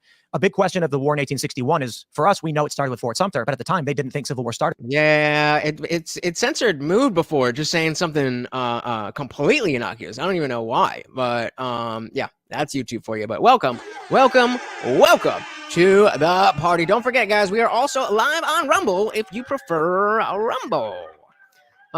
Good to see you, brother. Steven said it's a reasonable question to ask whether a violent threat comes more from the right or the left at the moment. But again, we just agreed on that, and you're still trying to dig in to get the clip. I disagree, and you can disagree with me, and you can hold your position. That's fine. I'm not asking you to take my position. I'm just saying I disagree with you, and I think it's very clear to me what Sam is doing. Question of the war in 1861 is, for us, we know it started with Fort Sumter, but at the time, they didn't think Civil War started until well after the fact. To the degree that the Battle of Bull Run, they were picnicking. Despite we know historically the Civil War started, they did not make the determination. So you could argue history is written by the victors. In the event that the right, and the reason why I say that there's a greater risk for Civil War from the right is they're the ones actively calling for national divorce, which is a mistake. They're the ones who are more likely to, well, January 6th, for instance, was bad. The left, while they riot and there is violence from them, it is what I would call blunt. Widespread, low impact. On the right, it's typically high impact, not as widespread. January 6th was a riot in one of the worst ways imaginable at Capitol building during the election, the counting of electoral vote, the certification. That's what I would call acute domestic violence. And that was also really going towards. Guys, if you could do me a huge favor, it is free, is easy, it just takes a second. Hit that share button or take the URL and plaster it wherever you can. Guys, it does not matter if you think anybody's going to click the link or not. It does not matter. All you are doing is telling YouTube, hey, I like this video and I want other people to see it, and they'll show it to more people. Let's get the party popping and raging. Thank you so very, very much. The heart of a civil society, which is the peaceful transfer of power. I mean, you know, to the extent that there were riots or protests, the idea was to change public policy, to show dissatisfaction with the police state or the state of policing. That is not a undermining of the fundamental principles of the way that the of basically spit it out, bro. Again, we're at 1.2 speed. So Dietrich's over on Rumble said, as I was saying, I voted no on the poll because it won't be like January 6th. It'll be a war. There is no way that bitch wins legitimately. I don't really want to be celebrating that, but yeah. I'm a little worried what happens, because I definitely, and I see why they censored that, but yeah, I am worried. I am worried. And that is why you need to get out and vote for Trump. Am said, I would say though that rhetoric from the left redefining words as violence is premeditated provocation. Absolutely. Semantic obfuscation, taking words and twisting the meanings or usage to use as a weapon in an argument. I was gonna go with this as my name, but I don't seem to decided on that. Well, I mean, hey, I would not have expected them to accept that, but hey, you got it. I thought TV was when your wife doesn't cook dinner after you got home from a 16-hour shift at the mines. There you go, and oh, good one. Way that the of basically undercutting across the board. So the political process. The issue is that I see is that if you're saying something like the threat comes from the right, well, let's parse that down. There is a higher probability of instability or conflict arising from actions on the right because their actions tend to be acute. January 6th, sharp and extremely potentially dangerous. The left, however, does show a different propensity for violence, which we call blunt, obtuse. That is, the widespread riots of 2020 were not targeted at a Capitol building during an election, but they were substantially larger, resulting in around 30 or so deaths. I think we attribute around 20 plus to the director riots, and then there were ancillary. No, because Steven said, you think there'd be any housewives will be deleted over canceling each other's votes? Of course not, because as the Kamala Harris ad shows us, your vote is still secret. As if women didn't already know that. I mean, why would they? I think I would be remiss if I was a woman who was married to a man who was voting in a different way than I was, and I thought that he was going to be angry with my vote. I would lie. You could say it. I just can't say it. Pre-med said, wait, you're one of those 2024 ladies that used to be a dude, are you? Maybe. Would that be an issue? Psych! No, I am all balls, baby. Around 30 or so deaths. I think we attribute around 20 plus to the director riots, and then there were ancillary deaths as a result of the actions of the riots. There were the seizure of autonomous zones, like in Seattle. There was an attempt in Portland, Minnesota, Atlanta. And when we're talking about what could ignite, I hope that's not true, a civil war, you don't need only acute, but it is a higher risk. So actually, let's go back to this because he's getting a little granular here. Let's hear that. There were the seizure of autonomous zones, like in Seattle. There was an attempt in Portland, Minnesota, Atlanta. And when we're talking about what could ignite a civil war, you don't need only acute, but it is a higher risk. That is, you will more likely hear on the news a guy goes into a church and shoots a bunch of people because of how extreme and psychotic it is. Though it happens substantially less than leftists punching someone in the head. Nobody really cares if a fight breaks out in the middle of Portland. We're not going to report on that. That's stupid. Or even, I was about to say, but even, ending other people. That is just very, that's very common. So it's not newsworthy in the sense that it is the same thing that happens every day. But if you get to the point where you get a Summer of Love 2020 with a Donald Trump in office, and this time around he says, I'm sending in the National Guard, you may end up with conflict, civil strife, insurgency, instigated by left violence. Dietrich said the right is more dangerous. Most of us have pew-pew training, and the left are afraid of guns. Yep, I mean, I don't have any training. I've never shot a gun, but you guys, I'm hoping you'll protect me, right? You'll protect me, right? I'm just a small man. Shout out to Butt Blaster 9000. Man, we got some names in here today. What is going on? So this is insane. I know. I support. Oh my Lord, this is insane. I mean, I support, LGBT to a point, but hey, quit grabbing, holding. What? Close, but did not make any sense. Conflict, civil strife, insurgency, instigated by left violence. Whereas with the right, you could get January 6 2.0, where they injure politicians. I'm like sitting here in amazement to the extent Here that we you go. have Here we go. have contemplated these things that and have created this whole sort of like macro associated with it. That is how it goes, right? That's Dragon Ball Z, right? Over 9,000. I've heard the meme. created this whole sort of like the macro associated with it. That is, I think, like incredibly unlikely. A and B. Like, I never said it was incredibly likely. No, I know that. I'm amazed. One of the things that the last video, and we didn't get a chance to talk about Social Security. I think you had brought it up before the show. But, I was reading Forbes. But the one of the things that I'm amazed about is how, and I think this is sort of was my point about you bringing it up so much. I suppose I can understand why like the Atlantic wants to make an opinion piece on it because it's sort of like clickbaity stuff, but the depth in which you are, you go into these scenarios, which again, I think are incredibly unlikely. And also some attempt to create some type of equivalence, although you do concede that the probability is higher on this is going to come from the right, versus like Social Security. Well, real quick, I'll answer your point before you get to Social Security. I do think it's a bit unfair for you to ask me why I think a thing and then get mad that I brought it up. Well, no, Thank you for the last now almost 40 minutes of this conversation. Not quite, about 25 minutes or so. They've been talking about, well, what is civil war and what's not civil war? Because Sam asked, well, how justify your comments on civil war? And then he justified it like, well, no. Could the left is? Well, here's one way. Haha. Why did you even think of something? Well, you still haven't answered that question. You can ask me about quantum physics, and you just are talking about like blunt violence. Help you. Yeah, I mean, I think we can talk about quantum physics and the organization of nature, ectropy, and entropy. No, but if you don't ask me about those things, you can't get mad that I talk about things. No, I understand. I understand. I just said I was amazed at the depth in which you do that relative to how much little time you spend on something like just even learning the basics of something like Social Security, which essentially our government does three things. It is a war machine.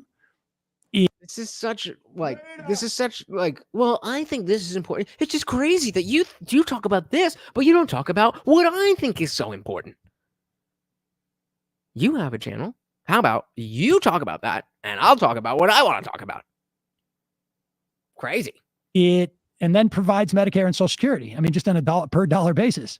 Well, I think it's fair to point out, as pertaining to Social Security, is if I'm going to read The Atlantic and comment on it, criticize me for having unoriginal thoughts. If I'm going to read Forbes and comment on it, criticize me for having unoriginal thoughts. Yeah. Shout out to Melted Mind Media. Welcome to the party. Good to see ya. Welcome. Well, they said I finally get to look at the screen, and I'm met with Sam's consistent smug face. Maybe we should just do the entire stream just like that. Oh, I don't think you should have original thoughts. I mean, the part of this job is not. No, my point is. Dietrich said, I want to smack the. Can I say that? Well, okay. Dietrich said that. Funny. Don't we all? He's a piece of shite. Oh, I don't think you should have original thoughts. I mean, the part of this job is not. No. My point is, your issue with my take on Social Security is just because I read The Atlantic and Forbes that day. Is it? It's like 80 degrees here. Global warming. Well, and they were wrong, I guess. I don't know. I maybe you misread it, but I read Forbes saying that insolvency is coming and the system can't sustain itself because on average you need 2.8 to 4 workers to maintain a single recipient. No. And I said, well, hold on. Who did you read? Wait, when you say Forbes, who was the writer? Oh, Jesus fucking Christ! It's like, why? What is going to change in your argument? What is going to change about how you are addressing this situation based on the author of that article? You're just throwing shit out. Oh, you don't know that? Oh, you didn't know that?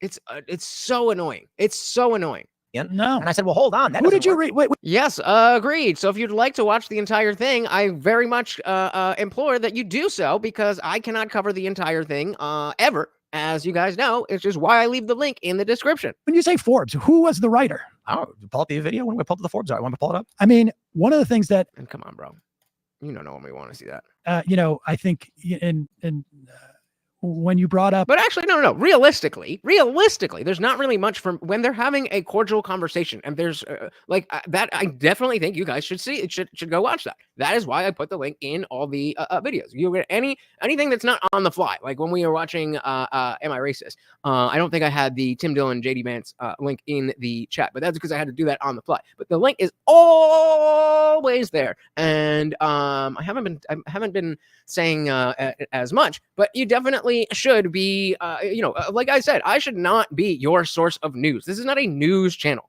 This is a channel where I saw a thing and then I show you the thing and I tell you what I think about the thing. That's it. This is not a news station. If this is where you are getting your news, you are fucking up. If I am your source of news, you have fucked up. Walter said, Sam, like, you farm topics that get a lot of views. Please cover Social Security. Yeah. I mean, and like, I don't think that that's an unfair thing to say, like, well, I think this is an important thing that you should be talking about. But to say, why aren't you talking about all of the things? Because then, of course, if he did talk about Social Security more often, then he'd be like, well, why don't you talk about that? He's not here for anything except getting Tim on his back foot. And again, if you understand how people behave, like a normal person would behave in a discussion, then you can see it. You can see it. And it's not, I mean, Jesus Christ, like, almost. Come on, man. Up, all the Dave Rubin videos I do, or we do a lot of videos about you. We got 230,000 views on that Social Security video. And I can tell you, I've talked about Social Security so many times, I've never gotten those type of numbers. But your presentation and lack of awareness about it gave me the opportunity to explain Social Security to 200,000 people that wouldn't do it. But it was stunning.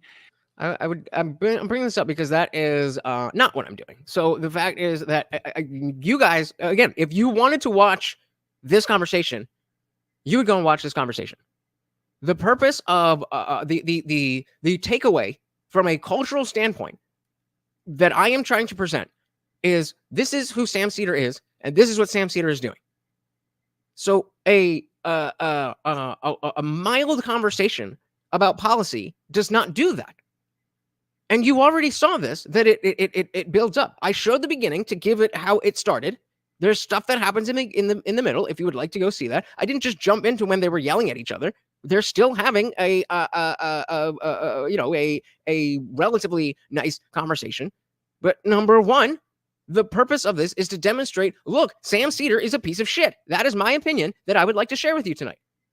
So showing the part where he's not yet being an asshole doesn't solve that. And it also doesn't absolve him of being an asshole later just because he was nice before. Again, that's what we're doing. This is for me to show you what I think I want to show you and say what I want to say in my opinion. And then you guys, you can say whatever you want about that, but that's the starting point. That's the starting point. Not the most important thing that's happening in America today. Not the any of those other things. I just want to temper your guys' expectations. Education and lack of awareness about it gave me the opportunity to explain Social Security to 200,000 people that wouldn't do it. But it was stunning. That's the You thing. talk about me a lot. Well, I mean, because of honestly, in instances like that, like I say, no one's going to listen to a dry diatribe about Social Security. But when you come out with such misinformation based upon, I guess you read an article or two that day. Indeed it is. And it's literally one of the largest, like 1/3 of our government, at least in terms of dollars, is Social Security.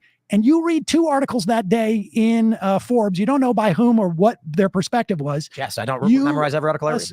I understand. Yeah, like that's such a silly standard. You don't remember the exact author and cadence of every article that you've ever read, despite the fact that you work 16 hours a day reading articles nonstop?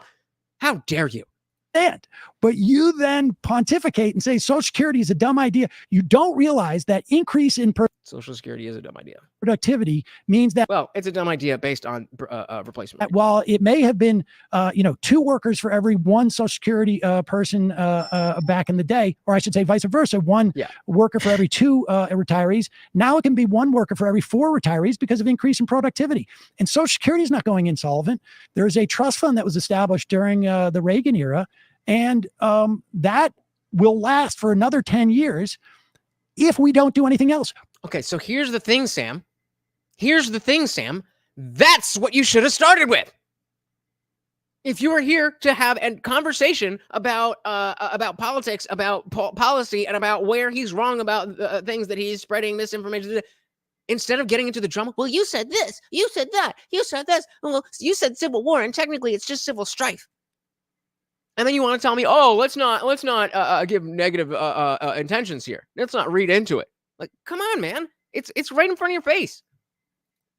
Will last for another 10 years if we don't do anything else. But everything else in this country will go broke. I'm in complete agreement with you as one of the challenges we face. Woke? A lot of people like to attribute to me, and I say this as many times as I can, I just read the news and opine on it. That's really one of the things that I have criticized you for in the past is that you don't go in depth with the serious stuff and actually like learn. They're zoomed out while the rest learn about this stuff, and you opine about it, which it's your but you're not reading it very well.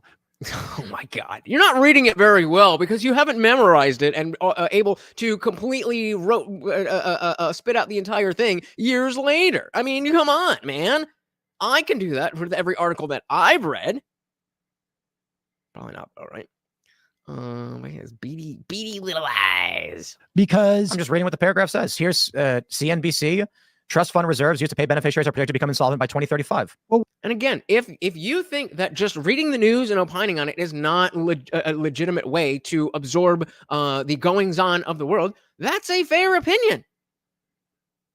But then just don't watch it. Like it's not like there is nobody on the right who talks about policy. Just I don't understand what the attack is. It's just, I don't like the things that you do, or I wish you did other things. Like, okay, all right, well, opinions are like assholes. Everybody's got one. What does that mean? It only that what comes in is able to go out. Okay, and so what's the cuts on that? What do you mean? Well, I mean, what comes in, what goes out. So, like, all right, to increase. Oh shit! Somebody check on King Nirvana. This is the first stream that he has not been here for in like months. Taxes or increase the worker load. Right. Not the worker load, but the amount of workers. What when the trust fund runs out, how much is what will payments be? I don't know. Okay. That's a pretty important aspect of this, right? I mean, oh, come on.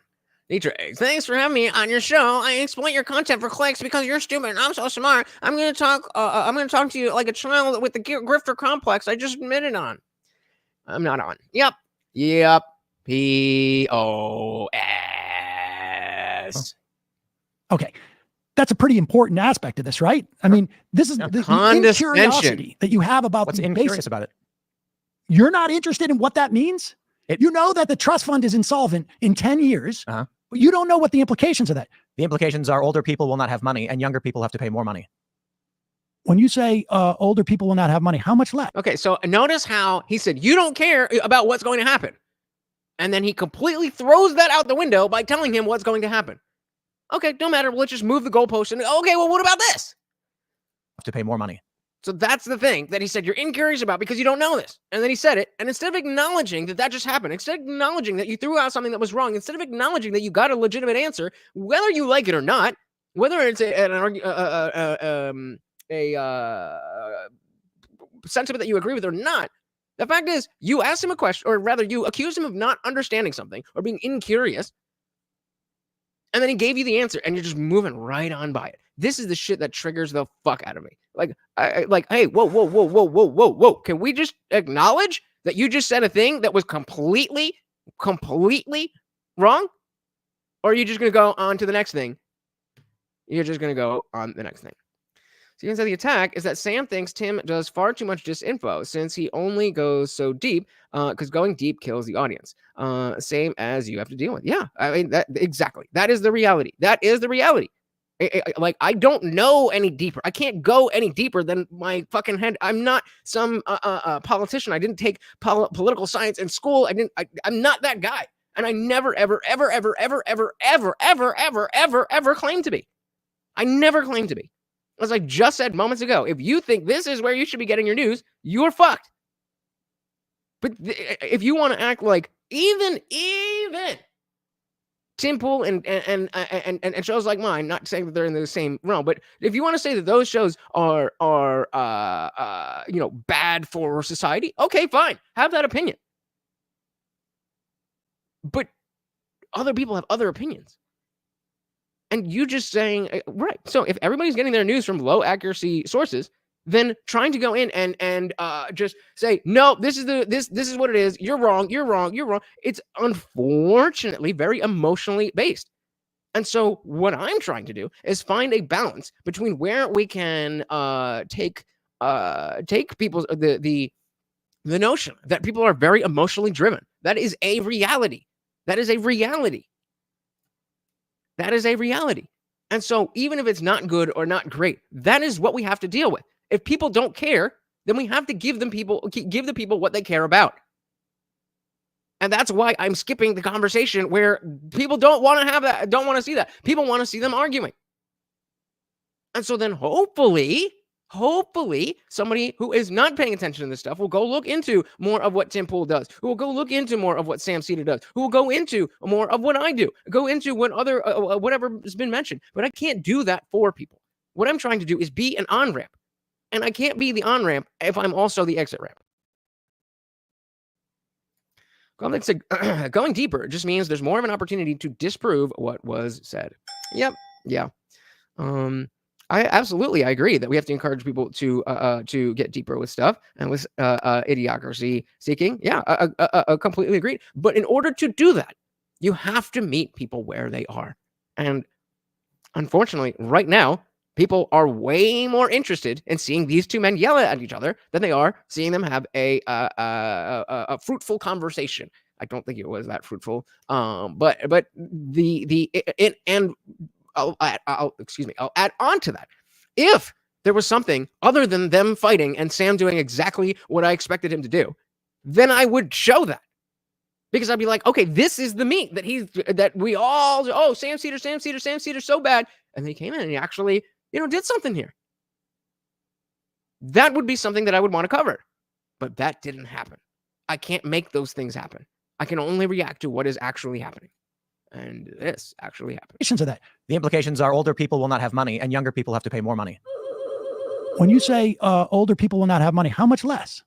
Well, it depends on what the government decides they're going to. Again, it's just going deeper and deeper and deeper. Oh, there's a particular detail that you don't know, so you're wrong and bad. Allocate No. It's already set in stone. There's no allocation. It's 85% of benefits will be paid out. There'll be a loss of 15% benefits, but it's not necessarily younger people are. There you go. So everybody should definitely check out the full the full thing. I think you should check out the full video of anything that we cover. Going to have to pay money. New workers will have to. No. They're always going to have to pay, hopefully, with Social Security, unless the Republicans have their ability to cut it. But you're right. It actually says 83%. So there you go. Yeah. Oh, you were wrong, Sam. I was off by 2%. You're right. But these numbers, we should say, this is also, we should be clear. Well, I accept three things in the actuarial state. But let me just say this about Social But I accept your argument. You are correct. And I apologize. I just read the story. I read the news and I made an assessment about it, as I tend to do. How dare you? What a bad guy. Yeah, I think you need to, on some of these bigger issues, You've clearly gone very deep into the Civil War thing, which we both agree has a very low chance of happening. Somewhere above zero. We don't really talk about Social Security all that often. I think like 3 or 4 times. It's the most important function of our government. Then why don't you talk about it more? Yeah. I mean, really, we went a bit over, but I do want to talk to you about abortion. You want to do Sure. 10 minutes? We can talk about abortion. What are your thoughts on where we're currently at? Like, what do you think we should be doing? All right. So what do I think we should be doing? Well, before we go on, there was a thing that I said that I had to say. Make sure I'm reminding myself here. There's no way I didn't send that. There's no way. Okay. In case it was, what was I talking about? It was the thing, something about dogs. Did I not send it? God damn it. I know it was in free chat. I know it was in free chat. Okay, I got it. Okay. We're good. Got it. All right. Let's do it. We should, at the very least, be reestablishing Roe v. Wade statutorily. I think the Supreme Court was wrong, and I believe that the 14th Amendment requires that the Now. I skipped to the part where good faith was out the window. It was there was a good hour, maybe hour and a half of it was what you'd expect from Sam Seder, but it wasn't straight up clip farming. But good faith went out the window about an hour of watch time ago. Excuse me. Guantag said, going deeper implies that you want to understand the other person's thoughts more. Unfortunately, going deeper these days an attempt to just find one thing to make your opponent look bad. Bingo. Well, if you're Sam Seder, absolutely. Court was wrong, and I believe that the 14th Amendment requires that the federal government make a ruling specifically on the issue of abortion. What that becomes, I don't know, but the concept of personhood needs to be ruled on one way or the other. Yeah, I don't see how you could disagree with the notion that that is the linchpin of the whole thing of abortion. It should not be. We should have a justification of whether it belongs in the states or if it is just murder. But that's dependent on I mean they're just about to talk about it, but personhood. So this is not a state issue. Trump is wrong about that. But the personhood, I agree. No, I don't believe in personhood. You think right? And, so you think and again, I still. So the point that he's making is that the Supreme Court should say personhood is afforded to at the moment of conception, and therefore now it is no longer the state does not have the right to make murder legal, and so it wouldn't be a ban from the executive branch. It would just be moving this procedure into the already established laws of murder. Yeah, I agree with that. Now, that doesn't mean that I still don't think that the Democrats should have codified Roe v. Wade into law. That would have been the best thing for all Americans. I still think, and I mean, you could convince me otherwise, but I still think that the Roe v. Wade is the middle ground. There with abortion, it's so far apart. You either want it 9 months or you want it not at all. And so getting that middle ground was good because most people aren't just out here getting abortions like that. But that could definitely change. Yeah, man, gotta keep it simple. The KISS principle. Oh, I don't believe in personhood in the womb. I don't believe in personhood. Right. So you think the Supreme Court in the womb Court should say no personhood in the womb? Definitely. I think the Supreme Court needs to answer one way or the other. Well, I like with him not saying. I think they need to say that a fetus is personhood. He's saying they need to decide one way or the other. I don't know how you disagree with that. Funkmaster said it's not the most pressing issue at the moment. Leave it to the states and move on. Again, I generally agree with where we're at, but I'm saying ideally, I believe that it's murder, and murder should not be up for a vote. And I mean, I think there's extenuating circumstances with the rape and murder. But I don't see a reason. Yeah, I don't get it. I don't get it. And yeah, definitely everybody join the Discord server. Do we have any mods? Of course not.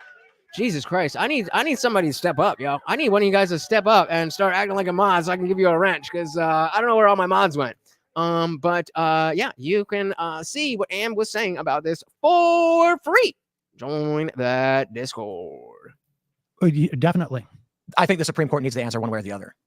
Well, I mean, it would put some things to rest. I don't think they're going to do that. I mean, Trump is saying it should be a states issue. I believe that is absolutely incorrect. no, I think we had an individual right that existed in this country for 50 years, and it was rolled back. We've never had anything like that whatsoever. It was never a right. It was a privilege. I think it's a right that But it's not. when taken away, deprives people who have babies their sovereignty over their own body, and it's both an So you were against the vax mandates, right? economic issue and a personal liberty issue. What, do you think there should be restrictions on abortion? Yeah.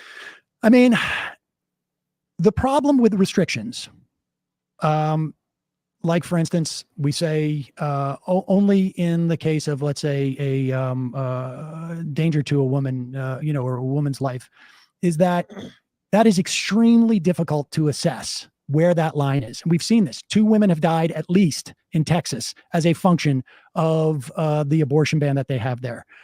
We also know that And I would need to know what kind of numbers, like how often is that happening before Roe v. Wade is overturned? mortality in the wake of the Texas thing, because there's been studies on this, increased 15% Okay. in the wake of the abortion ban there.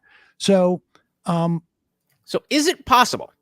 Is it possible that because of the fact that we don't have a system where doctors are able to, like you said, there's no on-off switch as to whether we're talking about viability, whether we're talking about sustainability, whatever, other than conception and birth, there are no on-off switches where it's like, this is the moment.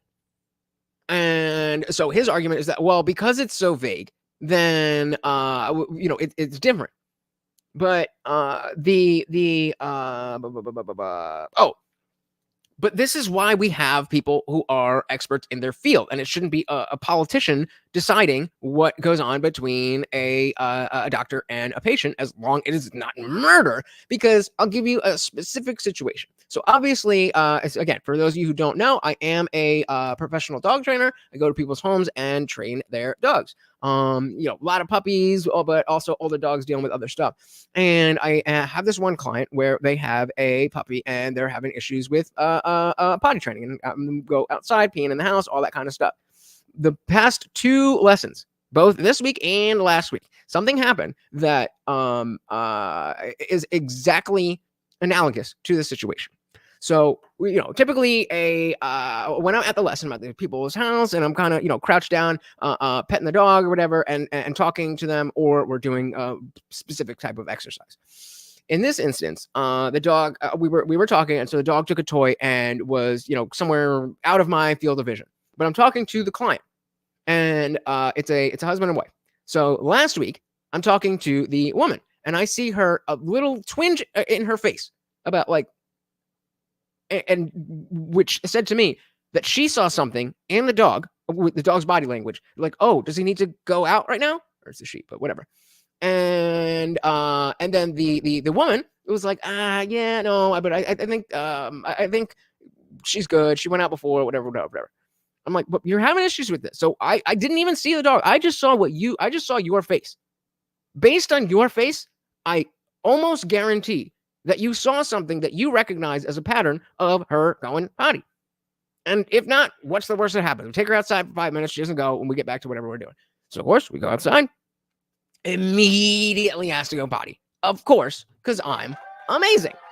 So then this week, same exact thing, except it was the husband. We were talking about something. This dog, again, when we're talking to dogs, like this dog doesn't necessarily stay around and want to get pet, want to go play and do whatever. And same thing. I'm talking to him. Dog's over here doing whatever, and I see him go kind of like a little, just a little look of curiosity. And I'm like, oh, there it is. I can tell based on my experience. I cannot necessarily articulate it to you.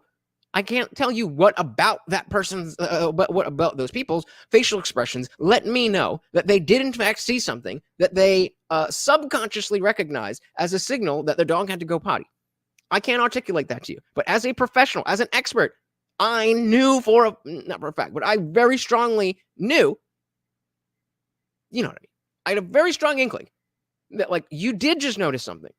They show it in their body. There's very subtle signs. They do things.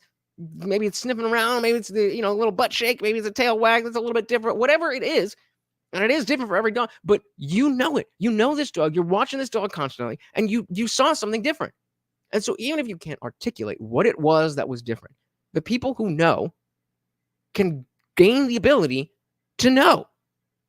And so maybe there are much clearer signs than we're aware of when viability is apparent.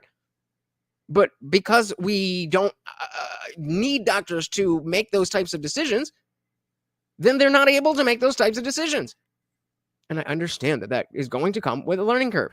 But when we change anything that drastic about society, there's going to be a learning curve. So it's either continue not knowing or learn. Those are the options. Those are the options. In the wake of the Texas thing, because there's been studies on this, increased 15% in the wake of the abortion ban there. So in general, I would... would we expect that 15% increase? That's a decent increase. That's not nothing. That's not negligible. But would we expect that 15% to turn to 30%? Or next year, would we expect that 15% to go down and down and down and down and down and down? And now there's not 8-month-old babies being murdered, and there's not mothers not. Everybody wins. Well, except the people that didn't. But you can't have a utopia where everybody wins anyway. Abortion ban there. So in general, I would say that restrictions are in practice not viable, not doable, because you end up costing women their lives. I think that to the extent that I would have restrictions, I think you need a medical provider to provide abortions, in that go past the maybe midway through the second trimester. But, do you think that with elective abortion should be available up to 9 months? If it is I think that is the safest route for women if it is done by a medical provider. Yeah. Elective. I mean, technically, okay, yes, I don't disagree with that. That is the safest route. That's not how you spell route, but okay, fair. I asked elective, to be clear. Elective. Meaning you don't have to. No reason given, no medical issues, just a woman saying, you know what? I don't want I've carried this baby for 8.5 months and I've changed my mind. Mm-hmm. Well, it's a little crass way of putting it. I think some women are going through some serious crises in their lives and they may make a decision that's a bit more than just they've changed their mind. Oh, get him, Tim, get him. Who's the one taking this seriously? And who's the one playing this like a game? Oh, you mean look, she just gives it up? No, maybe there's something happening. And even though morally I would not support it, I can understand other people's perspective. So some serious crises. 8.5 months and I've changed my mind. Well, it's a little crass way of putting it. I think some women are going through some serious crises in their lives and they may make a decision that's a bit more than just they've changed their mind. And that is going to be the clip. Like, for instance, where a woman is being battered by her husband. In his mind, he's like, man. And then she realizes at month 6 that if she has this kid, he's going to continue to beat and harm the child and she can't stay with him or something. Well, I think... Ooh, didn't see that one coming from the terrible, horrible right-winger. You'd actually care about a woman. Crazy. All right. Yeah, Gonzaga said, keep the deeper understanding to the lawyers and doctors unless you want to find a middle ground or genuinely curious. And again, I think you should be genuinely curious about how the world works, how your nation works, all of that stuff. But it's not a moral thing if you are not. And said, I would agree to the precedent of showing number of weeks that a baby is viable outside the womb being the acceptable up to date without requiring a type of medical necessity validation. I am pro-life though. Along, was that was in free chat? All right, let's see. So what was okay, so I don't want to. I don't know if Cal wants his stuff out there, but you can, as I'm reading, why don't you fill us in on the context of what you are referring to? So I'm going to read off what Am was saying.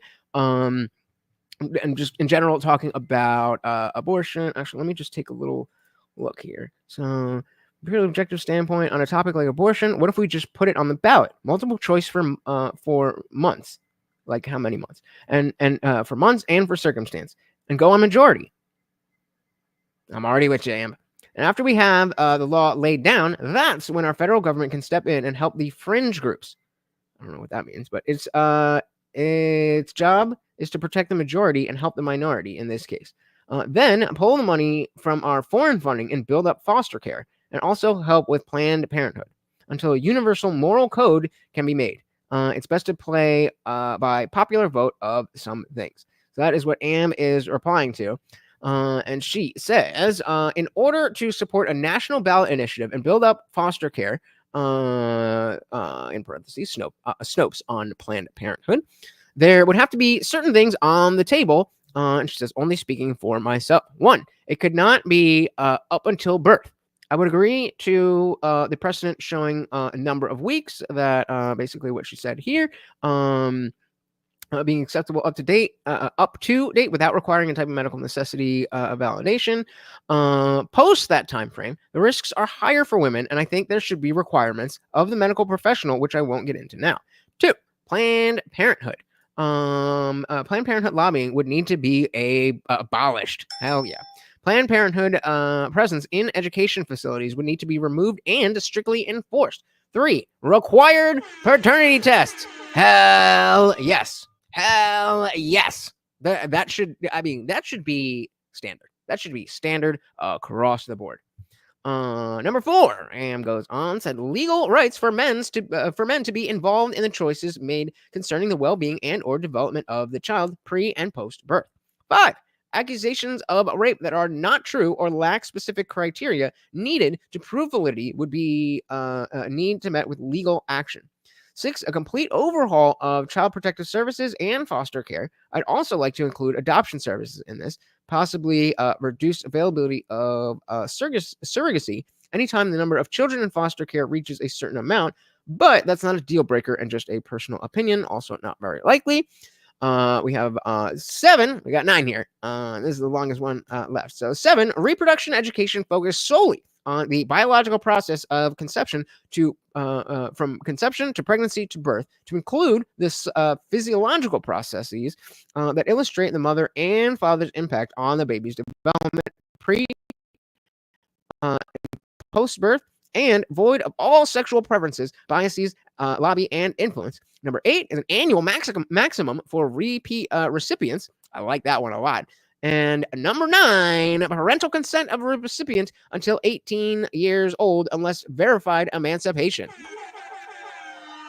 I'm with it.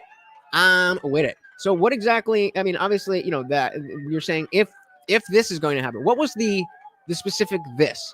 Putting it on the up for a federal vote? Is that specifically what you were referring to? But yeah, on most counts agreed. On some, I just don't know enough. But I'm with it. All right, diving back in here. Yeah, woman is being battered by her husband, and then she realizes at month 6 that if she has this kid, he's going to continue to beat and harm the child, and she can't stay with him or something. Well, I think, you know, like I'm not going to assess people's reasons for having an abortion. It's not really my business. But I think that having that was slick. Well, like, hey, yeah, it's not my decision. Restrictions ends up costing women's lives, and so I would, on balance, not have restrictions outside of, like, obviously, like, you know, particularly as you get further into the pregnancy, requirements about medical, you know, certified medical providers. So let's say you have a scenario, a woman goes to a Planned Parenthood, 6 months pregnant, and she just says, I don't want to explain it, I just would like to get an abortion. Is that she should be allowed? There should be just medical professionals say, we're going to do it, we're not going to ask you why. I think I think it's okay to you know, explore it and get a sense, you know, as you would for any type of, like, you know, medical procedure. What does that mean? Like, I think that there's an obligation within the context of like ethical practice of medicine to Not just terminate a baby at 6 months without reason. Well, no, I'm not. No, that's totally fine. That's totally fine. Oh, yeah, I mean, talking about clips. To Not just terminate a baby at 6 months without reason. Well, no, I'm not saying. For a clip farmer, you're not very good at the defensive side of it. So Am said that would be my common ground. It would need to address the upstream and downstream issues associated with the current state of birthing, parental choice, education, etc. And that's what we need, is to be able to first you have to understand what is your emotional, moral feeling on the issue. That is where it starts. And you should, whatever your feelings are, you then want to verify that your emotions are in fact appropriate for the reality that you're talking about. But once they are, or if you figure out, oh, I thought it was like this, but actually it's like that, then yeah, you want to go based on how you feel about it. And I feel like that's often, I know that it is very often downplayed, that like, oh, that's just your emotions. Like, yeah, no shit, mother. What do you think we're doing here? And so I think it's absolutely essential to include men's rights in the legislation, because y'all get screwed. Bingo. Yup. I mean, yes, in the sense, like, comparatively, because women can just get away with so much. That's and so I'm not for like, oh yeah, let men be more deadbeats. Let there be more deadbeat men who don't want to do shit, who don't have to pay child support and all. That's not really where I want to end up. But I mean, certainly in the sense of equality, then if you can opt out, then why can't I? Not just terminate a baby at 6 months without reason. Well, no, I'm not saying that they should adjudicate this, but I don't think that like the necessarily medical providers are going to be just like, hop up here, we'll just do this right now. I mean, I think. Except they already do. There are procedures in which they do it, but essentially, as long as it's like sort of like, they're following, medical procedures. Like, I don't think that somebody can, walk in here at 6 months and say to you, like, can you get rid of my baby? And you're allowed to do it. No, but like, oh, okay. I was gonna say, I thought he was saying like where they live. I don't think they can do that, but we've seen the 34 week. I don't know if I can find it, but I'll try. Put it one in the chat if you've not seen people call and ask for a 34-week abortion and just get an appointment straight up with the Planned Parenthood just from the phone call, no other questions. I'll look for it, but I don't know if I can find it. Walk in here at 6 months and say to you, like, can you get rid of my baby? And you're allowed to do it. No, but like, I'm just asking, like, should there be a time limit, like 16 weeks? I think that is that endangers women too much. So the answer is no. I don't believe so. So, but that would create a circumstance, be it as rare as it might be, but where there's like an 8-month abortion. It's conceivable. I mean, certainly in the got him. All right, real quick.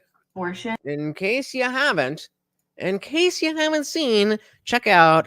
Shout out to Students for Life, calling a late-term abortion facility. All right, calling the Care Clinic in Bethesda, Maryland. Thank you for calling Care. How can I help you? I am looking to have an abortion. How long are you? I'm 34 right now. I am in a pretty desperate situation. 34 is not her age. It's the baby's age. How long are you? I'm 34 right now. I am in a pretty desperate situation. My boyfriend is kind of out of the picture now, so I don't really have any support. An abortion at any stage is actually much safer than delivering a term pregnancy. It's a 4 to 5 day procedure. We do some basic lab work on you and start to dilate your cervix. After that, we do what we call the fetal injection. A needle is inserted through the abdomen and into the fetal heart, where lidocaine is injected, and that will completely numb the fetus, so there's no pain. And then after that, we inject a medication called digoxin and another medication called KCL into the fetal heart, which will slow and then stop the fetal heartbeat. And then on that 4th day, depending on how your cervix is dilated, we'll break your water, and then we'll give you a medication called misoprostol. Misoprostol will sort of induce contraction and increase the dilation of your cervix. You're going to have contractions and cramping, and then we'll assist you in sort of pushing in the induction and then remove all of the products of conception. Products of conception. Products of conception. And so my point is that if a man can't opt out, why should she supersede that just because she carries the baby for 10 months? 10 months versus 18 years. Yep. If you have to deliver the baby still, aborting it is absolutely disgusting. Absolutely. Absolutely. You're definitely going to feel discomfort and cramping and a lot of pressure, but we do give you fentanyl and Versed during the Just the cherry on top. The cherry on top. I get it. I get it. I get it. That's what fentanyl is for. It's for that's what I get it. But it's just a little bit chef's kiss, no? discomfort and cramping and a lot of pressure, but we do give you fentanyl and Versed during the procedure. We specialize in later trimester care. Our doctor is very well versed in what he's doing, and he's very good. So I'm not like a rare situation. Y'all help women this late in pregnancy all the time? All the time. All the time. All the time. Just in case you weren't sure, where is it? And that is a Maryland clinic.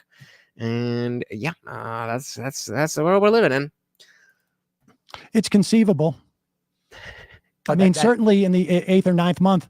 I mean, here's the thing: in the 8th or 9th month, you can you may find that the child is going to not be viable.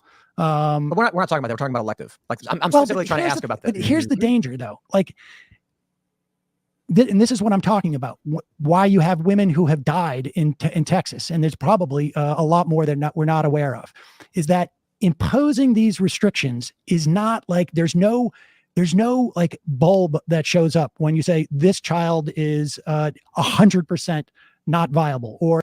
But we have ways to measure things like brainwaves and heartbeat and all these other things that maybe there is not a machine that, you know, viable or not viable. But based on the expertise of these people being able to read these different things, which is how medicine already works, then we should trust the experts to be experts. When I say experts, I mean the people who are actually having expertise, not those deemed experts, because they have letters after their name. And said, FYI, doctors don't normally intervene in miscarriages because they tend to happen naturally just fine up to a certain gestation anyway. Yeah. And yeah. Agree. This child is 100% not viable, or that your life is 100% not threatened. Like, where's the threshold? No pregnancy has 100%. Is it at 20%? If the woman's life is in jeopardy, it's 20%. And this is, a vague, a doctor doesn't have like some meter that they put on the woman and say, oh, okay, your I love how he uses his phone as well. Life is at 20%. No, these are, but again, we have other measurements. Vague determinations. And when they're not vague determinations, they're very acute based on this. It's very variable in how it may show, but it is very clear in the signals, and you can definitely see, like, is there heartbeat? Are there brain waves coming? Is there blood flow? Are there is there whatever it is? I'm not a fucking doctor. I don't fucking know, but the shit's there. You impose these type of restrictions on what invariably happens is women die, because in real life, not hypothetical world, in real life, the doctors are afraid of crossing a threshold where they could get imprisoned or they could lose their license. So maybe then we need to adjust the laws around that and let doctors be able to practice instead of letting politicians being the one to determine what happens between a doctor and their patient. Or, And yes, guys, we are coming up on the 2.5 hour mark. If you would like to keep going, you know how to do it. Otherwise, get ready for a dance party. Conceivably, the woman might too. And so I leave it up to a doctor and the patient. I don't. But that's not what you're doing. You're trying to leave it up to a politician. Know what constitutes even elective. And again, there's many places where I do want to refer to the politicians and the by virtue the will of the people over the quote unquote experts. It's not. I'm not saying across the board, oh, the experts are always better than what the people know. That's not what I'm saying. In this particular instance, trust the doctors. They're experts. Not experts, though, to determine that. Exactly. Thank you.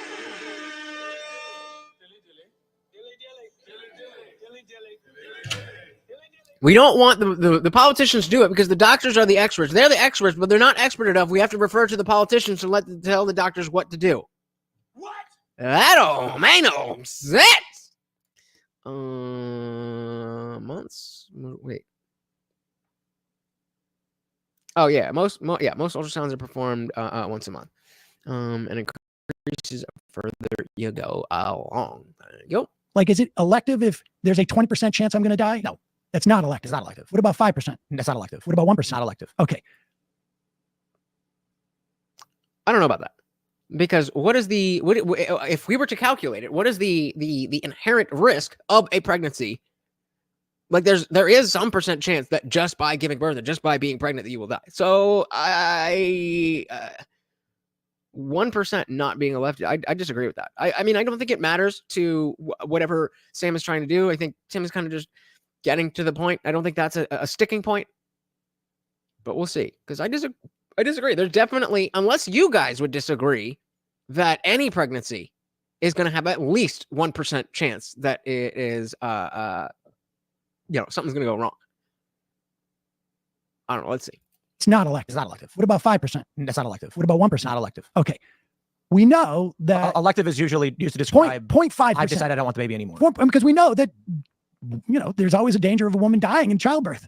And it's that's what I'm getting to. And so I think the idea is what percentage of the decision, that's the way Tim is thinking about it. What percentage of the decision is based on a medical necessity? I think that's the way that he's interpreting it. But I think Sam is talking about the actual risk of death, that there's a 5% risk of death. And so if we're going to say that any pregnancy, just by virtue of being pregnant, that has a 5% chance that you are going to die, then even at 5%, that's still not elective. It would have to be higher up. But I don't think that's what Tim is saying. But I don't know. I'm confusing myself now. Elective is usually used to describe 0.5%. I've decided I don't want the baby anymore. Because we know that, there's always a danger of a woman dying in childbirth, and it's above zero. So we're come on.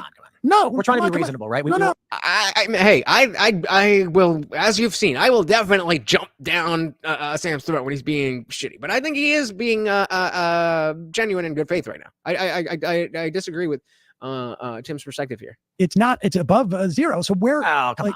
No, we're trying to be reasonable, right? We want to solve the problem. We don't want to just say, what's the problem? There are conservatives who believe that if the baby is, well, for many, I don't even believe in IVF because even a fertilized, embryo is life. What's the problem? I understand that there are religious people. Let's do that as a poll. What do you guys think on IVF? And yeah, see, what an echo chamber this is, guys. What an echo chamber this is. We're only ever going to ever say the good things about the guy that we like and only ever say bad things about the person that we don't like, because this is such an echo chamber. And so it's also variable throughout the pregnancy. Yeah. So and again, that's why I think that, I don't know. Fuck, what was I going? What did he say? Because Aren't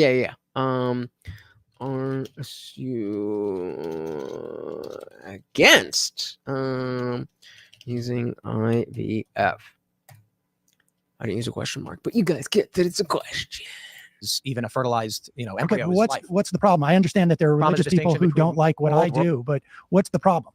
The death of a baby. Well, I would contend that obviously we're talking about the death of a fetus. And so the issue is same thing in our worldview is whether someone determines personhood or not is a legal constitutional question that needs to be answered. For instance, in Civil War, they didn't think black people were humans who had civil rights, and that's clearly a psychotic way to view the world. But you holding the view that an unborn child is or is not an individual who holds a view, whether they are or not, is an unanswered question at the Supreme Court level that I believe sooner or later will be answered. And they may make a determination that the unborn are persons who are. What do you think? They are. Man, that's tough. I tend to. I don't think it is. I don't think it is at all. I don't know why Tim thinks this quasi-religious guy. I don't know why he thinks it's hard. I think it's very, very simple. You have unique DNA, then you are not the same person as a different person with different DNA. To be traditionally pro-choice, I think that when you have now, hey, that's a different question. That's a different question because I am generally at the end of the day, I am legally a pro-choice individual. I do not want the government making that determination unless we are going to have that that Supreme Court decision. Once we say that it is a person, then it is just murder. But given that we are not at that point, then we need to make that determination. And but before we get there, I think that I just don't trust the government to have the ultimate authority. I just don't trust the government to have the ultimate authority on ending a life. I'm against the death penalty, and I think abortion is the same exact thing. Guanzag said Sam's against the death penalty except for innocent babies. Bingo. Pretty much. But I tend to be traditionally pro-choice. I think that when you have Do you think there should be restrictions on abortion? 100%, 100%. What should those restrictions be? Time limit for sure, but I don't know. I'm not smart enough to give you a certain amount of time. But here's the problem: is that when you in practice, that time limit ends up killing women. Well, you've got a dying baby or a dying woman, and we're trying to figure out how to save them both. Well, I mean, So one is if the baby can survive, why kill it? So you're saying viability. So yeah, viability is huge, and medical technology is rapidly expanding that. But there's still a lot of questions in how we handle it. So my position is that the government can't mandate one person provide their body to another person. Yep. However, and that right there, the violinist argument usually is how it's set up. Is that say you were knocked out and you wake up in the hospital and you're connected to the world's greatest violin player, and if you disconnect, then they're going to die. Do you have the right to disconnect? Of course. Why consent? I never consented to hook myself up to this guy. There are people who are dying because they don't have organs, or they don't have blood, or they don't have this, they don't have that every single day. And as sad as that is, that does not have any bearing on my responsibility to those people. That's just not how that works, and that's not how it should work. I am going to our poll. Are you against using IVF? Said I think pro-life groups take it too far with IVF. Can you explain why? Because I'm still a little up in the air on this. From what I understand, what the pro-life groups will say is that because embryos are created, and that is, you know, the starter line, that there is conception of new DNA, that it is the same thing. And I don't necessarily. I think if that is the case, then I think there might be issues with it, but it's not the same thing because of the intent. The intent is that you're wanting to bring life into this world, and you've already tried through natural means, versus for whatever reason deciding that no, I'm just going to end this. I think when you go into IVF, the intention to kill is not there, and so it's just. It's a tough situation, but it's just a different thing. And I think arguments can be made against them, but I don't think it's the same thing. Which we all against what happened to the woman in Texas. That wasn't even abortion related, but because of the state laws, she died. I don't remember the specifics, but I do remember that I do remember thinking that it wasn't something that should have happened. I can't recall the specifics enough. But again, I don't think that there's not a world where there are 0 women who die from pregnancy complications. So saying that there was a woman that died, well, there's millions of babies who died. So it's 6 of one, half a dozen the other, except it's not. So I mean, yeah, I obviously am against people dying unnecessarily. That's the whole point. But again, it's we have to come back to a law where that applies to the law of the land, and there is always going to be people who fall through the cracks, no matter how hard we try. And again, we can acknowledge that that is sad without saying, oh, because this solution has cracks in it, it's the wrong solution. That's making perfect the enemy of the good. And so we just have to weigh priority. Right. We want people having children to continue society. They end the embryos very, very soon because it's highly monitored. We can't have it all. There are concessions. I agree. And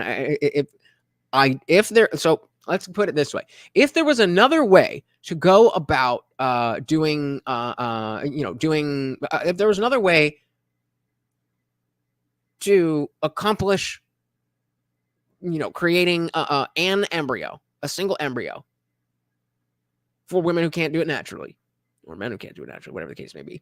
And we don't have and it's just the one embryo, and it either lives or dies naturally, then I think the argument against IVF becomes much stronger. But if we don't have that yet, then like Am said, there are concessions that need to be made. We do not live in a utopia. Oh, all right. Let's see what we got here. So my position is that the government can't mandate one person provide their body to another person. However, if a person provides consent in the initial phase, now they have an obligation for a certain time period. So if you have sex and you get pregnant, you are obligated to carry that baby to term. Is that if you consented to the sex? Absolutely. But said hers was a miscarriage. She was denied help because the doctors would face illegal action. That and IVF needs to be corrected regardless of your stance on abortion. And that's kind of where I was coming from, because I don't know the ins and outs of IVF, but I see it's a different thing. And yeah, so yeah, that's it. Like, the idea here is that we don't want people killing babies that don't need to be killed. The idea is not that, well, at any cost, let's make sure people who want to like, it's not some caricature. It's like, yeah, people dying is bad. That's the whole point of being pro-life. have sex and you get pregnant, you are obligated to carry that baby to term. Is that what you're saying? Yes. I think that I'd be in favor of abortion up to a certain point. Well, but I don't understand what the logic is there. I understand the logic, but I get frustrated when just answer it straight. Just say yes. That's what you believe. Say yes. Be in favor of abortion up to a certain point. Well, but I don't understand what the logic. Even if you want to add that in, say yes, but I think that abortion should answer the fucking questions, guys. I think that I'd be in favor of abortion up to a certain point. Well, but I don't understand what the logic is there. Logic is compromise. Oh, so this is just a question of splitting the baby in half, literally. Not literally splitting the baby in half. It is, can the government tell someone you must provide your body and blood to another person? And you say they can so up to a certain point. The questions of consent play a role in whether you allow someone and then have an obligation to them based on the requirement. So for instance, like rape, I 100% exception. Health of the mother. Okay. 100% so exception. let's take rape. Yeah. The woman can choose. Okay. What establishes rape? Consent. When a person does not consent. Okay. How rape is a criminal term, right? Indeed. So you need to go through the court case. So similar to how we have criminal cases and civil cases, and you can be tried on the same thing in different contexts. I think that it would be more akin to a not necessarily a civil case, but just particular. It would be built into the law that if the doctor says that X, Y, and Z are met, then for the rape, then and again, I'm willing to give the benefit of the doubt. I'm willing to let some women who lie about being raped and want to get an abortion get the abortion than women who were raped having to keep their children. I would rather err on that side. But I don't think that we necessarily need to, because again, even though we don't have a were you really raped or no, we don't need that, because again, when we have the experts, when we say, okay, we see this sign, they've done a rape kit, they did this, all signs seem to be that this was a legitimate rape, as determined by the doctor. And then that should be a carve out where the doctor nor the woman can be prosecuted based on the fact that the doctor has met the legal standards for going outside the law. That is definitely a thing that can be done. And so the false, I don't know if it's a false dichotomy, but the way that he's phrasing it is not good. Criminal. Okay. How rape is a criminal term, right? Indeed. So you need to go through the court case. Perhaps. Well, I mean, perhaps. Well, like, can I come in and say I was raped? And that's it? All I need to do is say I was raped? Nope. Okay. So you need to have a court case. No, I didn't say that either. You just need to have a standard. There would have to be some degree of you keep telling me what you're not saying, but why don't you just say what you're saying? He's got you there, Tim. He's got you there. How do you No, establish? you got to calm down. No, well, how do you establish what if rape has taken place or not? So there's rape kits, right? And we can check for abrasions, and a woman who was raped certainly would want to get a rape kit done, I'd imagine. Well, okay. First of all, But if you're asking, we know for a fact if you're that asking a lot of for, hold on, we know for a fact that a lot of women don't seek rape kits for Okay, so go seek a rape kit. whatever reason, because That's too they're bad. afraid to. Okay, is so too if you bad. don't get a rape kit, we have responsibilities to ourselves and to Yes, others. And sometimes absolutely. those choices are very difficult to make. Absolutely. Absolutely. If somebody rapes you and you want them to get arrested, then you can't just expect it to happen. You have the responsibility to go to law enforcement, go through the process. And yes, that is not fun. That is not easy. But the sovereignty of the individual is so paramount that unfortunately you have to prove it. You have to prove it. So and talking about this Texas woman, correct me if I'm wrong, but it said she had an infection. My honest concern would be how that infection wasn't treated within 40 hours. She saw the doctor. It's just peculiar. I've had miscarriages. Information seems missing. It seems negligence by the medical professionals because treatment could have been offered. It doesn't make sense. Yeah, and again, I do not know the details of this. I'm just speculating here.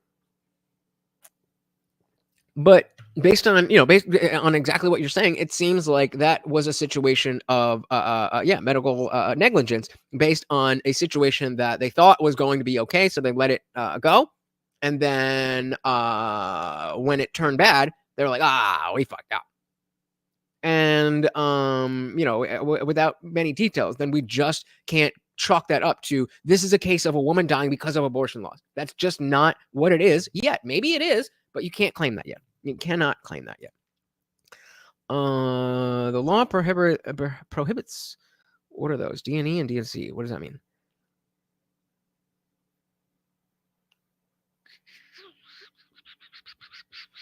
I don't know what those mean. What would piss me off is if the doctor was an activist type and wanted to try to use her as an example, not thinking she would die. I would not put this past an activist. And she dies, and I think she had other kids. I guess we will see. haram. That's crazy.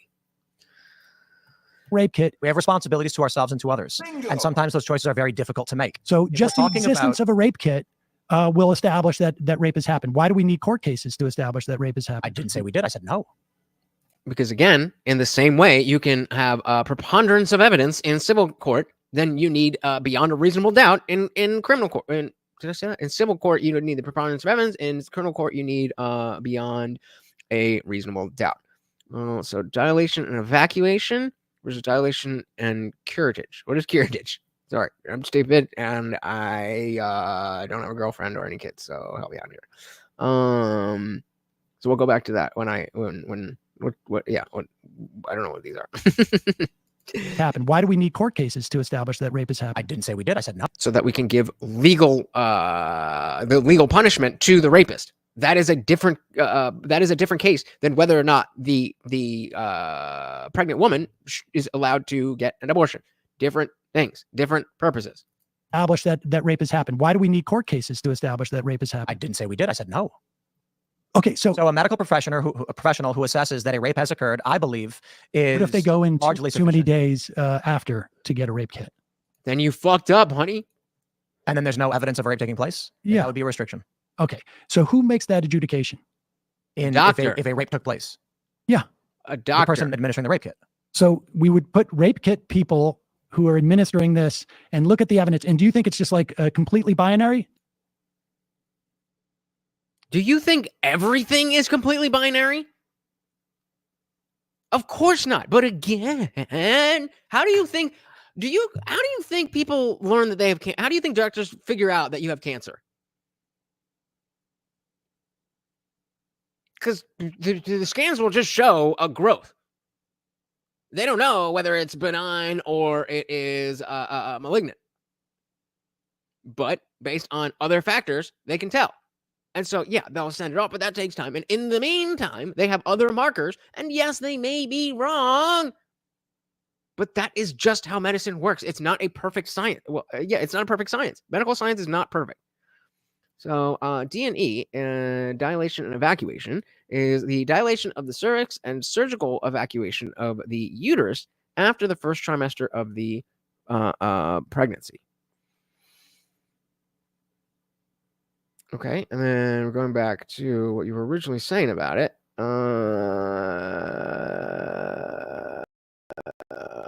am I stupid? Why am I stupid? Why am I stupid? Where is it? Where is it?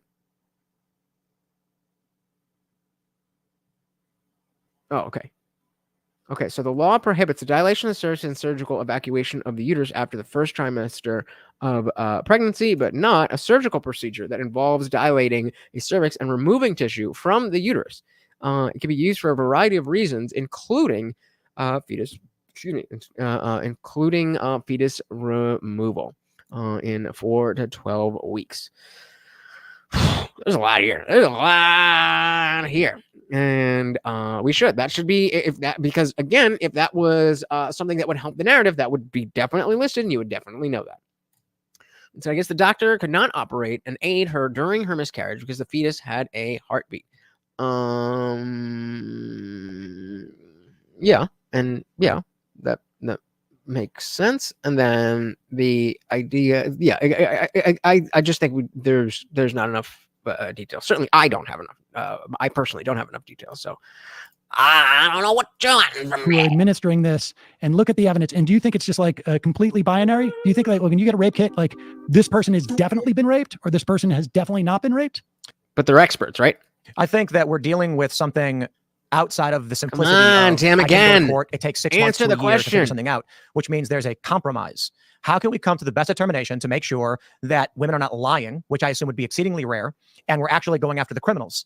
I do not think it's fair to put the burden on someone to perform an abortion without actually taking the responsibility of yourself and saying, look, victims have responsibilities, and it's unfortunate that they're victims, but we're trying our best. So if you don't go, so let's say, for instance, like, I mean, I don't know if you've ever, and spent any time exploring the psychological and the sort of like social. So guys, just to let you know, that part at the beginning where they got all, riled up, that is coming in about 7 minutes of airtime. We will not make it.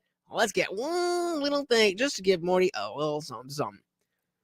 The psychological and the sort of like social pressures on people to report rape. I mean, but you're basically saying that if you don't go and get a rape kit, it's contingent upon the police department to I'd be very interested in what you find.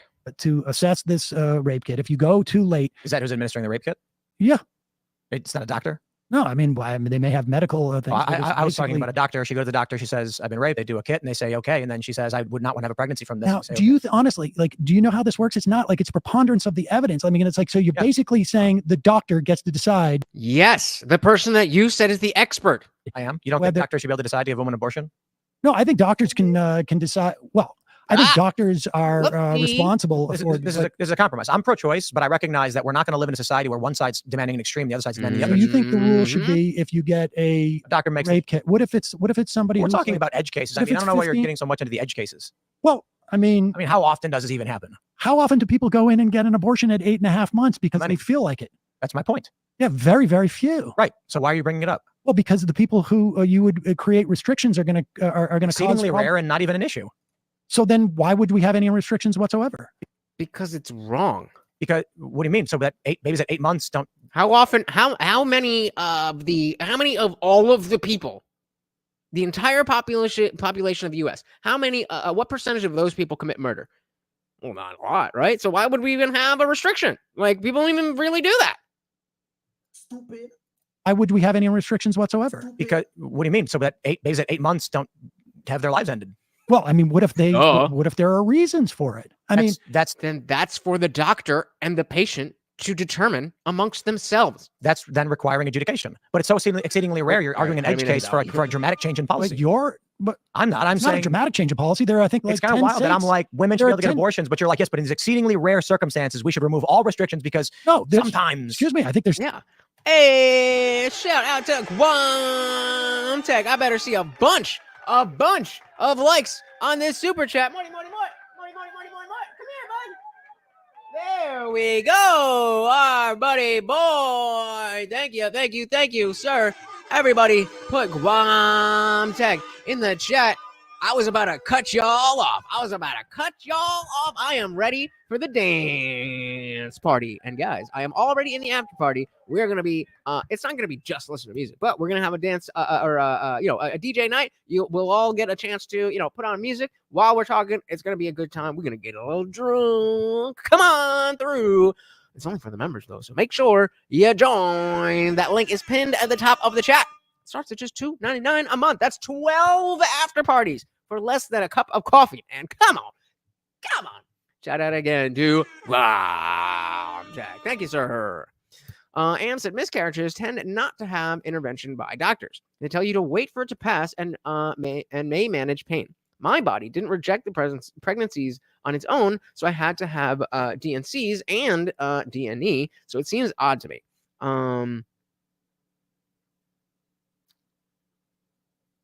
What? Oh. Well, hey, there you go. So Venmo, PayPal, CashApp, all that works. But thank you to Guam Tech. Let's get Exceedingly rare circumstances, we should remove all restrictions because sometimes. Excuse me, I think there's 10 states at least. I know you can look this up where there are no restrictions.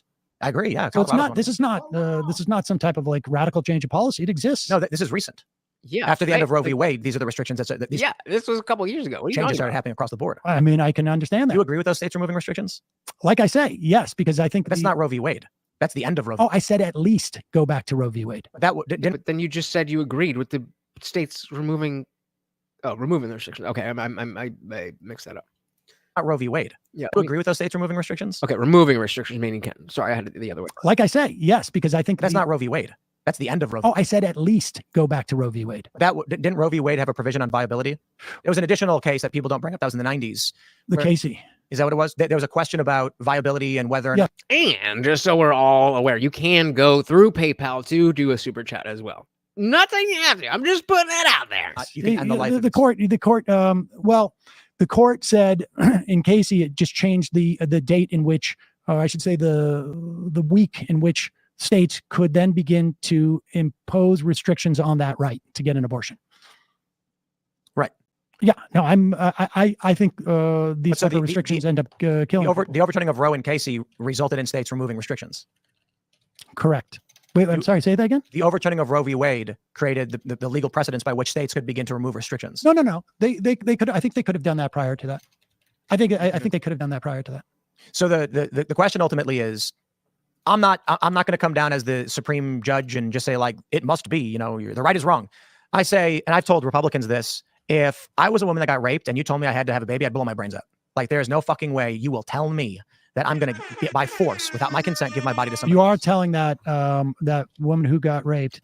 There is some degree of responsibility. You have to announce this. You need to follow certain procedures as a victim of a crime, and if you don't, we're going to force you to carry that child to term. Yes, 100%. Okay.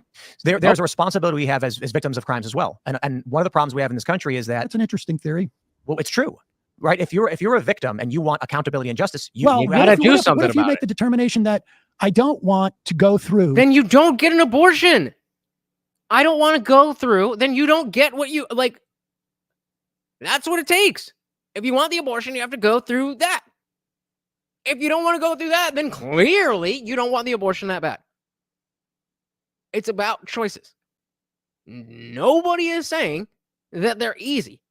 But nobody, again, we're taking this out of the rape conversation. So if you laid down with a man and got raw dogged, it's not my fucking fault that you're having a rough time making a decision what to do. That is not my fault. That is yours. What if you make the determination that I don't want to go through what is involved with getting accountability and justice, but I also don't want to carry my rapist child? In that scenario, the woman is out of luck, according to you. If you are not willing to take your responsibilities, the responsibilities that the rapist has imposed upon you. Yes, unfortunately, yes. It's sad. It's wrong. It's bad. It's not cool. But that is the reality. When you have, when you're aggressed upon, that person has now put a responsibility on you. It's not nice, but it is what it is. The responsibilities that that the rapist has imposed upon you. Indeed, yes. Okay, so this is what do you call this? The Rapist in Power Act? I suppose you'd say that liberals have a view that they have no responsibilities at all. That there's no. I don't feel like I have a responsibility. I certainly don't feel that if I was someone who could be, I am making an argument. The Rapist Responsibility Act is an emotional nonsense. No, it isn't. We're talking about a person's responsibility to society. That is exactly what. Is Sam really saying that a victim of rape should have no responsibility placed on them to prove that they've been raped? Yup. That they should just be able to get the abortion and.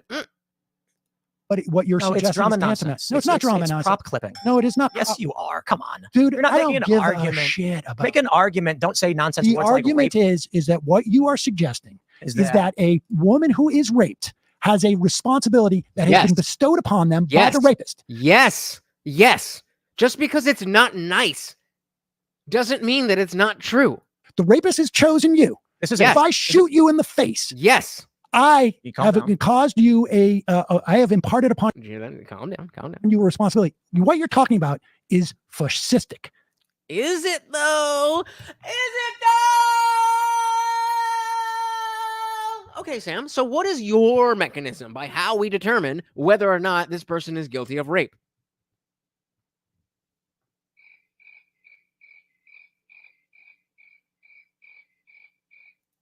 It is Sam, do you think disgusting. that if someone commits a crime against you? And so I'm sorry I said Rape Empowerment Act and tried to do it in a more satirical way. But what?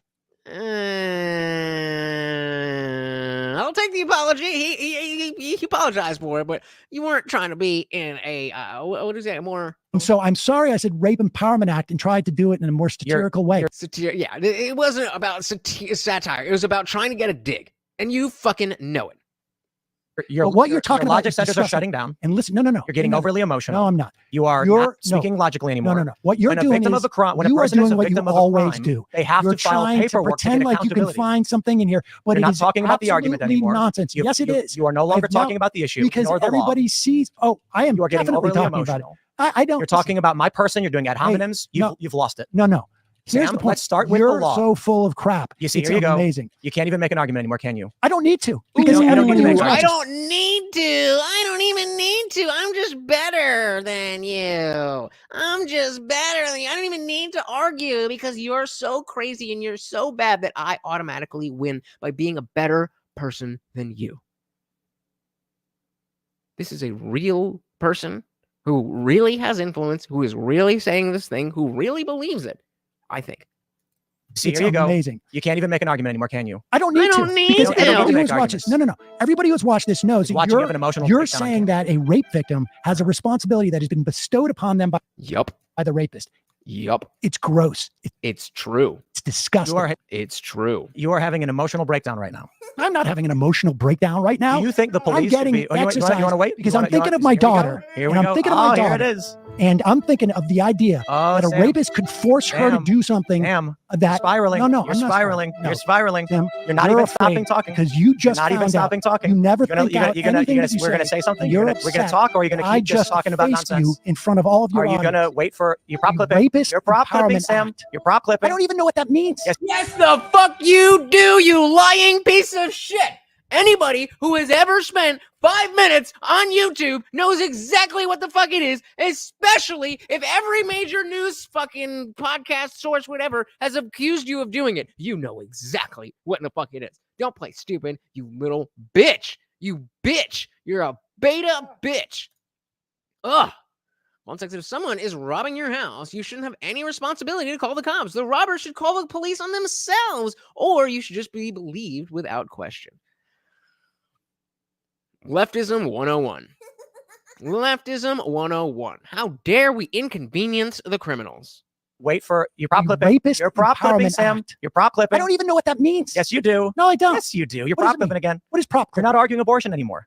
What is prop clipping? You said, Tim, you're full of crap. You're not arguing abortion anymore. You Because disgust me. Oh, rape, blah, blah. You stopped you're arguing. saying You that stopped a rapist- arguing and you started doing performative garbage for the camera. No, I'm You not want to doing have a performative discussion, Sam? Dude, the best part of you this want to have a discussion, or was are you going to keep tying talking? you in knots about You the wanna have a idea discussion? that a rapist can force a Here woman. you go again. Going, Here you go again. He didn't like. It's not tying you in. This is exactly the same. Exactly the same as when what the fuck was that guy with the fake name and the fake picture and the voice changer who thought he was so cool and whatever. He was like, "Do you think that morality is? Do you think morality is subjective?" I said, "Yes." Like, well, I wasn't hiding that. Like, Tim was not hiding the fact that this is his opinion. He just answered you directly. That's not a gotcha. That's just a conversation. That's just information. Ya moron. You want to have a discussion, Sam? Dude, the best part of you this want to have a discussion, was or are you going to keep tying talking? you in knots about. And so again, you are very much aware of what you're doing. The best part of this, says Sam Seder, is tying you in knots that everybody watching is going to see. It's not about what I'm saying or what I am presenting to you. It's just about what they think. They already hate you. They already love me. So the best part of this is that I have a clip that I can farm from this conversation. We still want to act, Stephen Colbert. We still want to act like I'm reading into things. Saying You that stopped a rapist- arguing and you started doing performative garbage for the camera. No, I'm You not want to doing have a performative discussion, Sam? Dude, the best part of you this want to have a discussion, was or are you going to keep tying talking? you in knots about You the wanna have a idea discussion? that a rapist can force a Here woman. you go again. Going, Here you go again. You're making things up. I'm reiterating. Prop clipping. I am You're reiterating. prop clipping. I am Sam, you just- reiterating your. You're getting position overly here. emotional. You're getting heated. You're finger pointing. You're throwing slurs and name calling. You're It's a full. slur. Well, forgive me. You're so full of crap. You disgust me. But that's You, not an honestly, You want to have I a gotta be discussion? honest with you. You want to have a discussion, or you gonna have an emotional breakdown? you know what? I am going to continue with the so-called emotional breakdown because honestly, Hey, I mean, points for honesty there, I guess. I am having a tantrum, and I am going to continue having that tantrum. And there's nothing you can do about it because I'm Sam Seder, and oh my god, this is so horrible. If only we could get a what about meth moment. If only we can get a what about meth moment out of this. That would be the best part for me. And if you don't know what I'm talking about, I am very happy to show you. Put a one in the chat if you don't know what I mean by the meth baby. you know what? I am going to continue with the so-called emotional breakdown because honestly, I think That's right. Sam. no, I honestly, Hey, we got some num-noms in the building. Welcome to the party. So I tuned in and out of this a couple of times. The last time I came back was right before Sam flipped the switch and went full la la la la la la la la la. I can't hear you. La la la la la la la. Yeah. Well, we're just getting through the goodiness, and we are headed to the after party. Oh, really? Have you ever seen that? What? Fuck, I don't remember what I was asking about. called emotional breakdown because honestly, I think That's right. Sam. no, I honestly, I got it.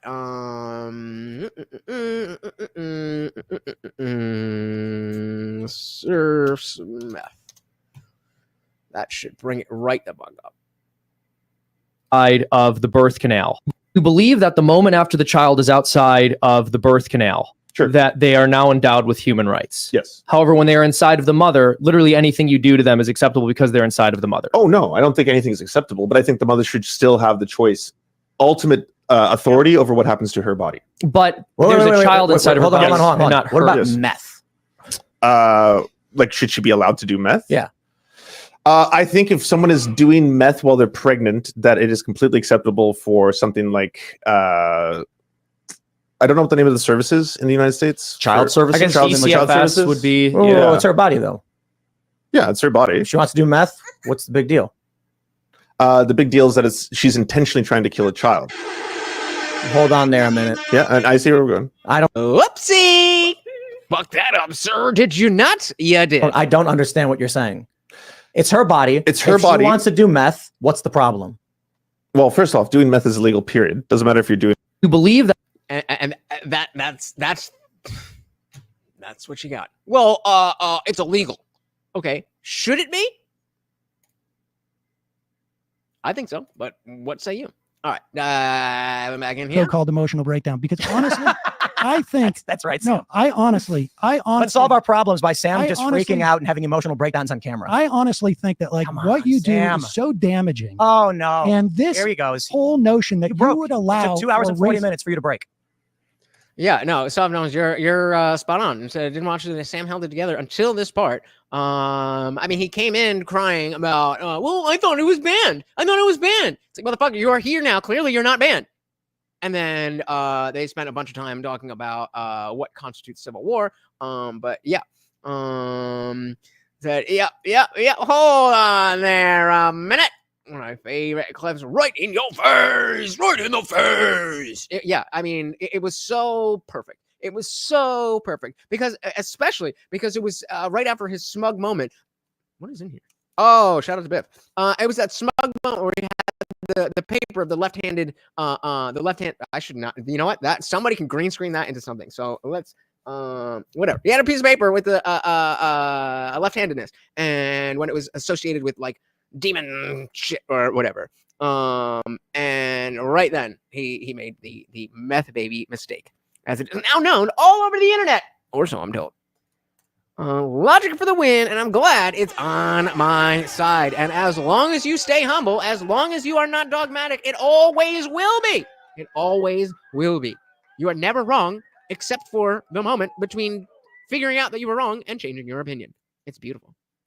There he goes. whole notion that You you, broke. would It allow took 2 hours for and 40 race- minutes for you to break. Yeah, You this broke. whole Sam, why are you keeping me from talking? because you haven't If let you me talk think one I'm- time. Okay, go ahead. Okay. Victims of crimes who want accountability have responsibilities. What if they don't want accountability? What if they don't want to put themselves on Then they don't get the abortion, Sam. the stand and have to point They out don't get that accountability. guy? Okay, but they have to carry the baby, right? According to you. Yes. If they don't want accountability, then this is a Then they have to reality. carry the baby. Yes. This is reality. Say it. Yes. A woman. Say it. If I they will say don't it as want plainly as accountability, I can say they it have to 100%. carry that rapist baby. If a woman does not want accountability for her rape, she will carry that baby. She has to. She has to. Yeah. Okay. Good. Yeah. Up to 15 weeks. That's the prop clip I want, right? Yeah. Oh, you fucking piece of shit. You motherfucking piece of shit. Right there. Right there. Right there. That's the clip I wanted. Right there. She has to. She has to. Yeah. Okay. Good. Yeah. Up to 15 weeks. That's the prop clip I want, right up there. to 15 weeks. So you admit that you're a piece of shit who is here to farm clips, and you don't actually care about any of this. You just want to farm clips and be a piece of shit. Now we can all see it. Now we can all see it. He has admitted it in his own words. That's the clip I wanted. That's why I came here. Just like when Ye came with Nick Fuentes and Milo. And before the show, they were talking about, hey, if I want to be president, what do you think I should do? And Tim was like, well, this, that. And then 5 minutes into the show, Ye is like, I got what I needed. I'm out. People telling themselves. This guy, he's an L7 weenie. Sometimes I can't believe innocent victims have responsibility. That's terrible. I mean, I think we have come to an agreement. That women can get abortions if they're so choosing without any restrictions up to a certain amount of time. And then after viability would have to. They don't want to pursue their rapists in public in a public setting. And they They don't. We brought up the rape kits. don't want to go I never through said that. that. Sam, you're having an emotional breakdown. You've stopped listening to what's being said. You started getting angry, insulting. You're disgusting. How dare you? This is, and you know You what? don't think And you know, saying Sam, to let me me tell that you, you're prop clipping. I I don't know what that means, but So Now you're doing the thing that I don't know what it means, though. I don't know what it means, so I don't know if you're doing it, but I think you're doing it because I don't know what it means, but I'm definitely not here for that. But you're doing it. don't think and you know, saying Sam, to let me me tell that you, you're prop clipping. And so I'm- notice how quick he's see, you're doing it now. Oh wait, I'm not supposed to know that exists. Govtech said there's obviously a reason people don't want Sam on their shows at all. He just proved it with one single sentence that he's nothing but a snake.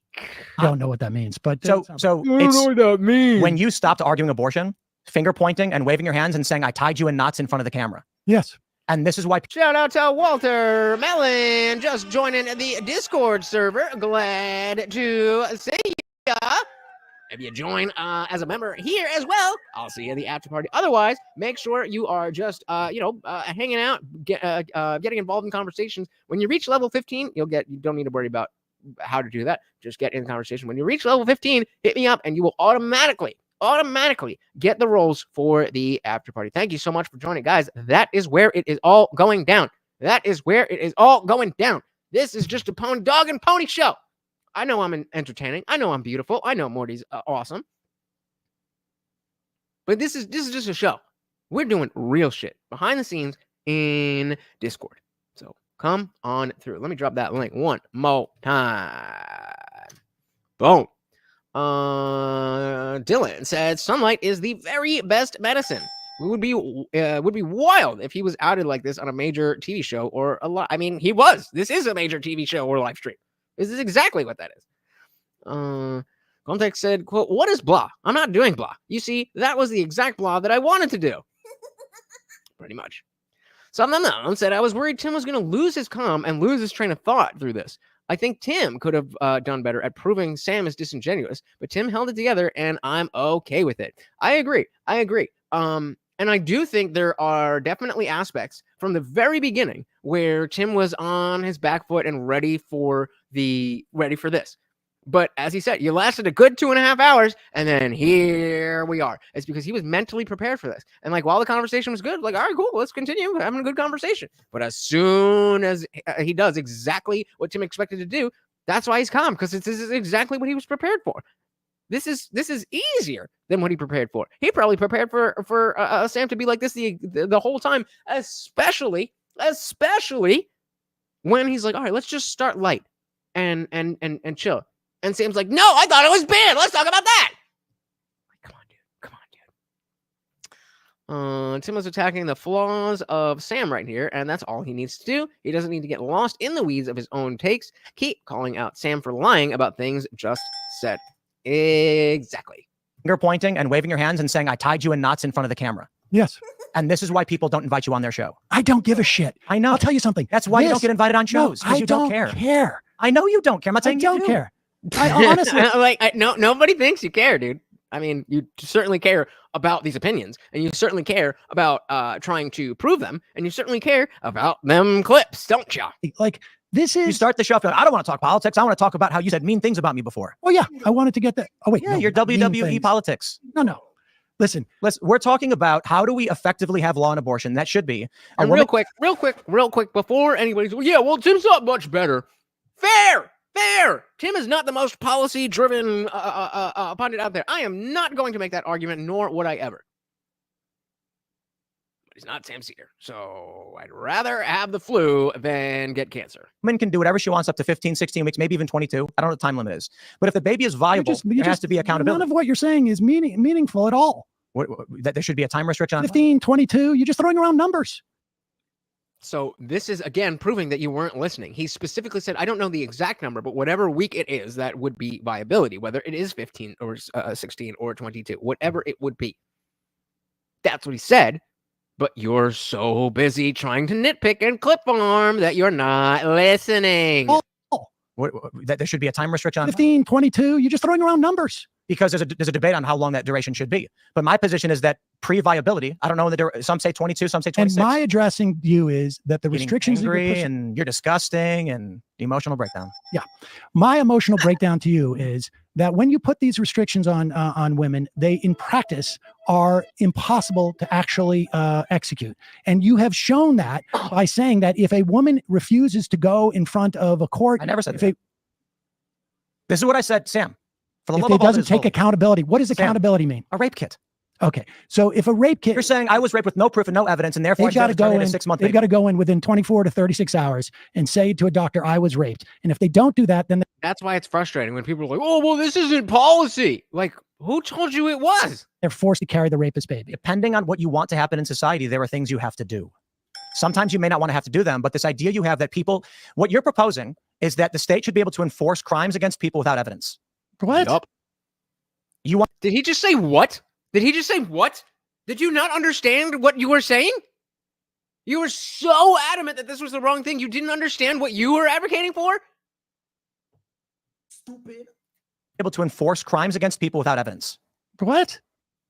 He has no idea.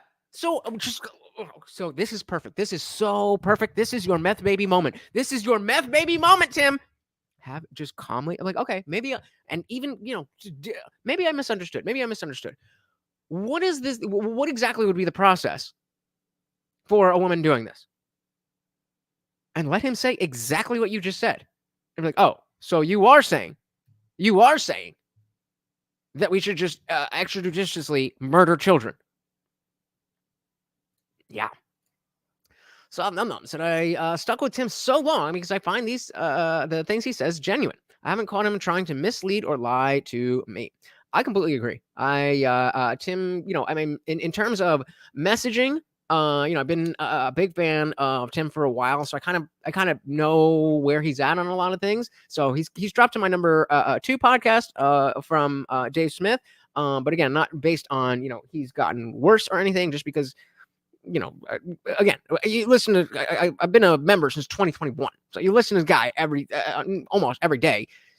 You kind of get it. Like I kind of figure out. I kind of know what Tim is going to say in this. So it's more about like I don't watch the daytime shows that much. I'll really just like kind of watch to see what the story is because I kind of already know what he's going to say. And then when it comes to IRL or the culture war, it's more about who else is on.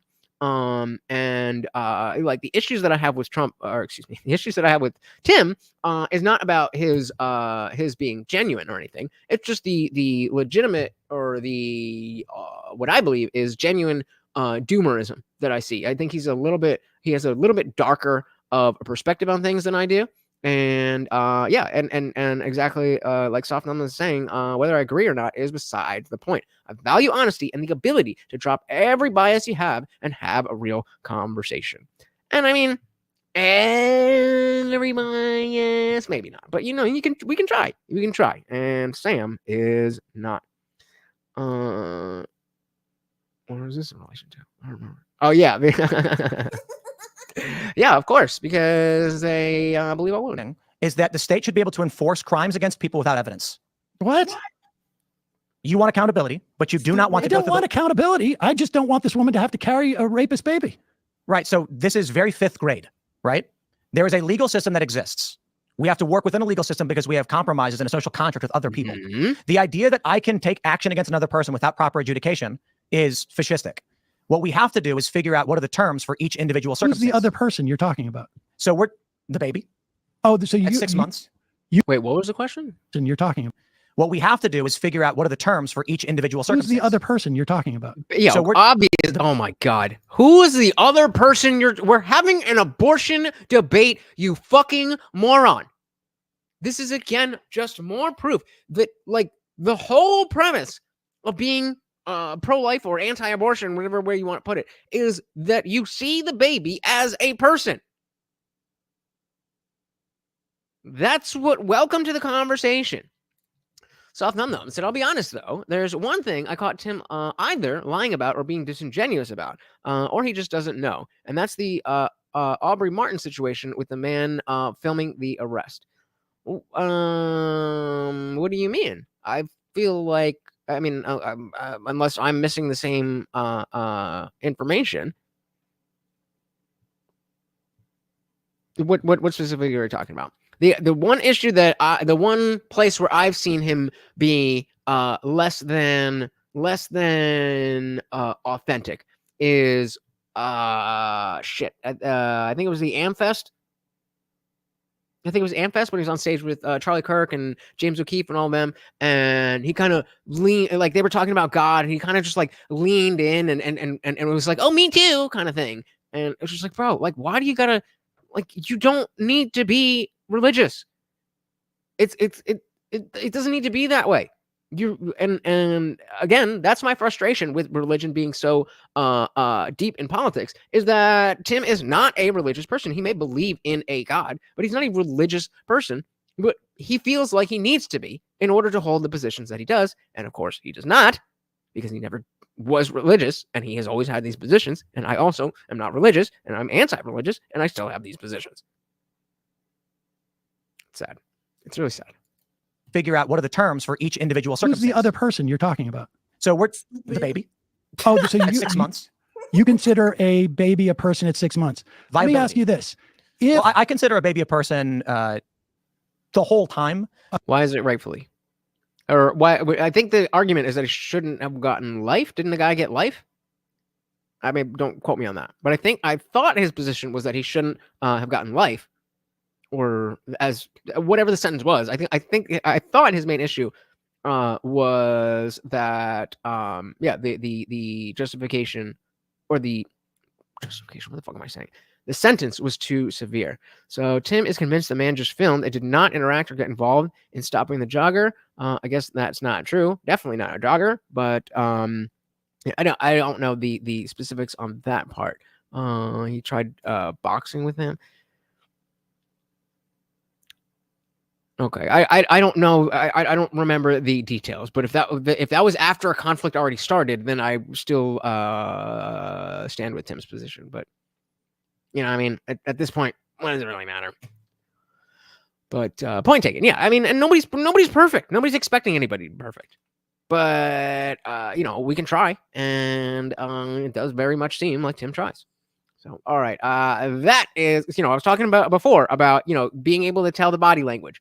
That means he's got to pee. So let's get some more of this, because I got to take him out, and it's time for the dance party.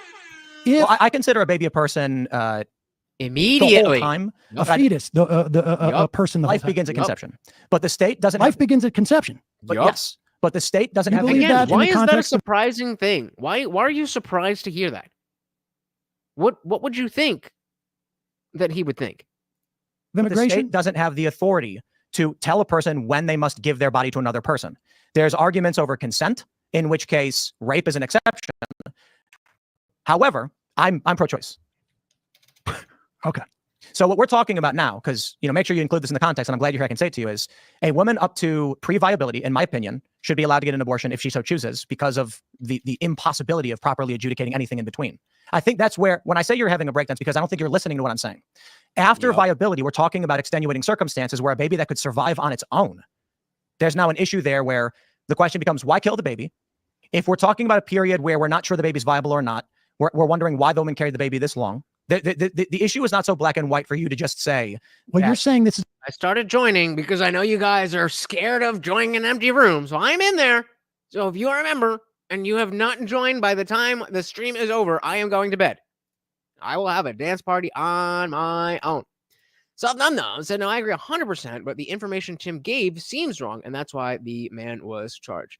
Possibly, very, very, very possible. But again, I think that goes to ignorance, which is, allowed to be wrong. If I was expecting someone to be perfect, then that would be an issue. But because this is really the only, each of us only has one thing, then it's like when you find somebody with zero, then I'll hop on to them. Like even what I'm saying, Dave Smith was part of the problem. That if he has an episode available, whatever I'm playing, that goes right to, part of the problem goes right to the top of the queue. I will stop whatever I'm listening to and listen to that and finish that after. But when he had his debate with Andrew Wilson, not very good. Did not appreciate how he presented himself. But I'm not expecting anybody to be perfect. Agreed. All right, let's finish this up. It's about viability, not time limit. Yeah, I'm You keep vacillating back and forth. It's just that you keep saying you're this, you're that, you're this, you're that, and you're just wrong. Maybe you don't realize this, but So maybe you don't realize this, but you keep projecting positions onto him, and that's not how it goes. Completely. If you can't understand, I'll explain inconsistent with it. What week is viability? What week is viability? Yes, I mean, I think there's some debate about that. Agreed. My point is, I don't know the point at which we as a society will determine it's going to be 16 or 22 or 26. I'm not a scientist or a medical doctor. I agree. There's an issue where if the baby can survive on its own, there's no reason to kill it. Well, would you be in favor of a woman getting a C-section in 4 or 5 months? What? Just because she doesn't want to carry the baby anymore? If the baby can survive on its own, my position is typically the woman can make that choice, as long as the baby's not being killed. But so you know how they What was the question? perform abortions after that point? How they perform abortions after what? Like there's varying degrees of how abortions are performed. So Yes. the question I have is this. Let me put it this way. Like dilation and extraction. Are you talking about in terms of Not even an LOL, man. Not even an my LOL. position largely is we've got two real distinct worldviews on this one that are extreme ends. They neither agrees with each other, and I'm trying to navigate in between to get people to be like, look, there's got to be some standard. Dude, these are the ideas behind anti-abortion are primarily religious fundamentalism. Anti-theist. I believe that religion is the greatest detriment to humanity at this point in time. But go on, please. And it is about maintaining a gender hierarchy. And the idea that you can negotiate, you're basically taking Hillary Clinton's position from 2004. Probably. And yeah, because the safe, legal, and rare was a good middle ground for people who don't want babies to die, but understand that other people feel differently, have different beliefs, have different positions.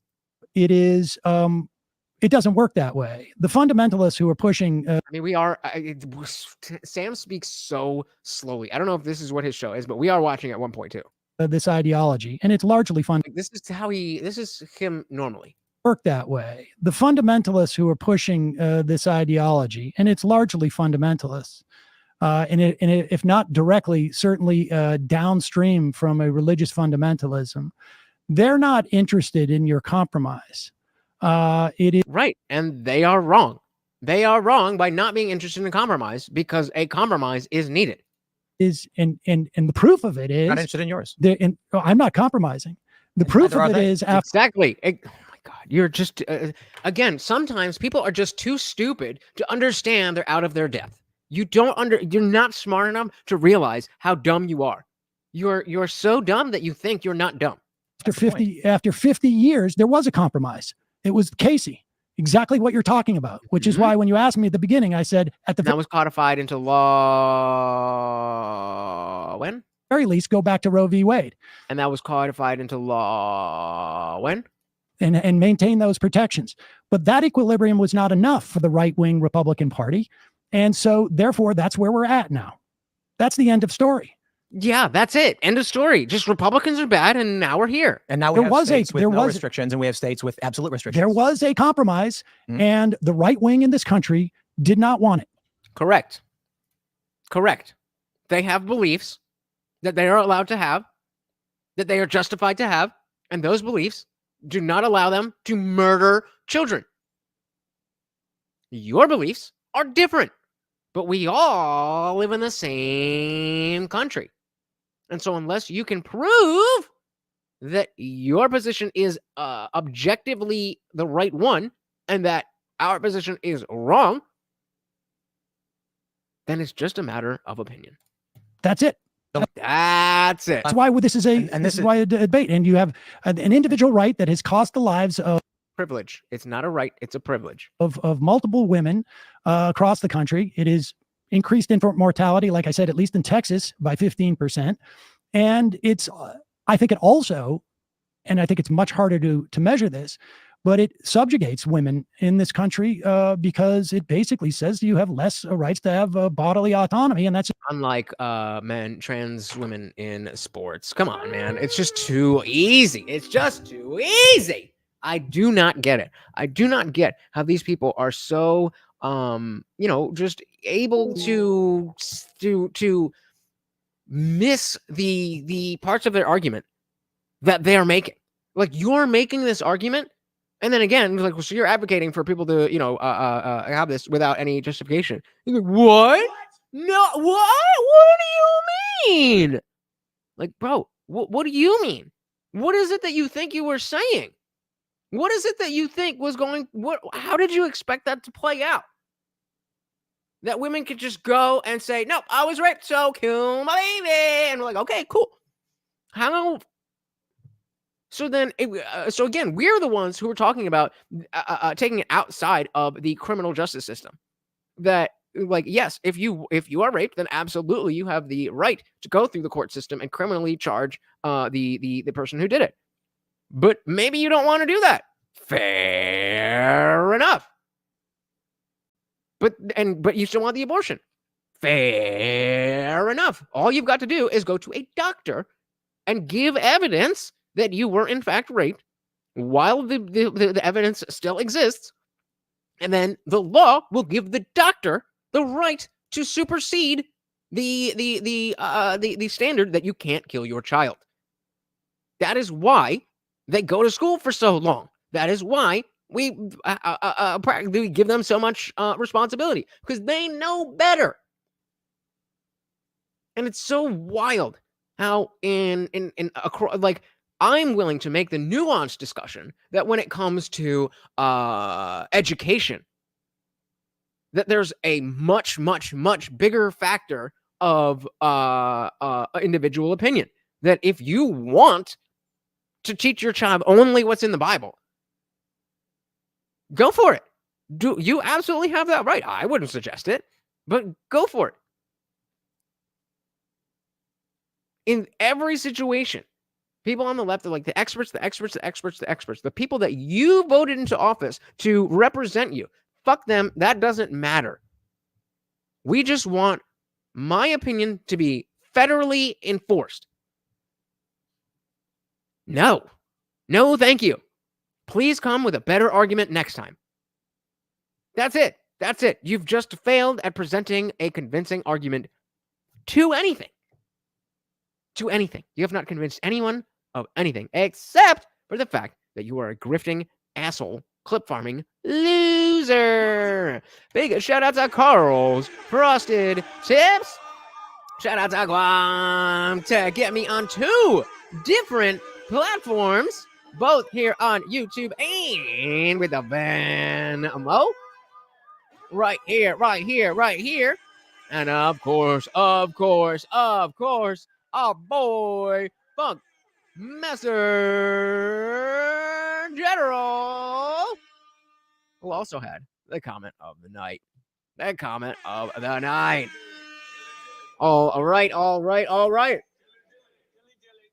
Thank you guys so very, very, very, very much for hanging out. I really, really do appreciate it. You guys are amazing. Amazing. I am very much looking forward to this after party, so I hope to see you over there. If you are not a member, join right now, guys. You can just join and then you're in. It's $2.99 a month. That is 12 after parties plus movie nights and anything else we do. That's the entire month for $2.99. That's 10 cents a day. 10 cents a day to support something legit as fuck and also have a good time. Link is pinned to the top of the chat. Let me drop the Discord link one more time, which again is free. It is free. And it will be what fixes America.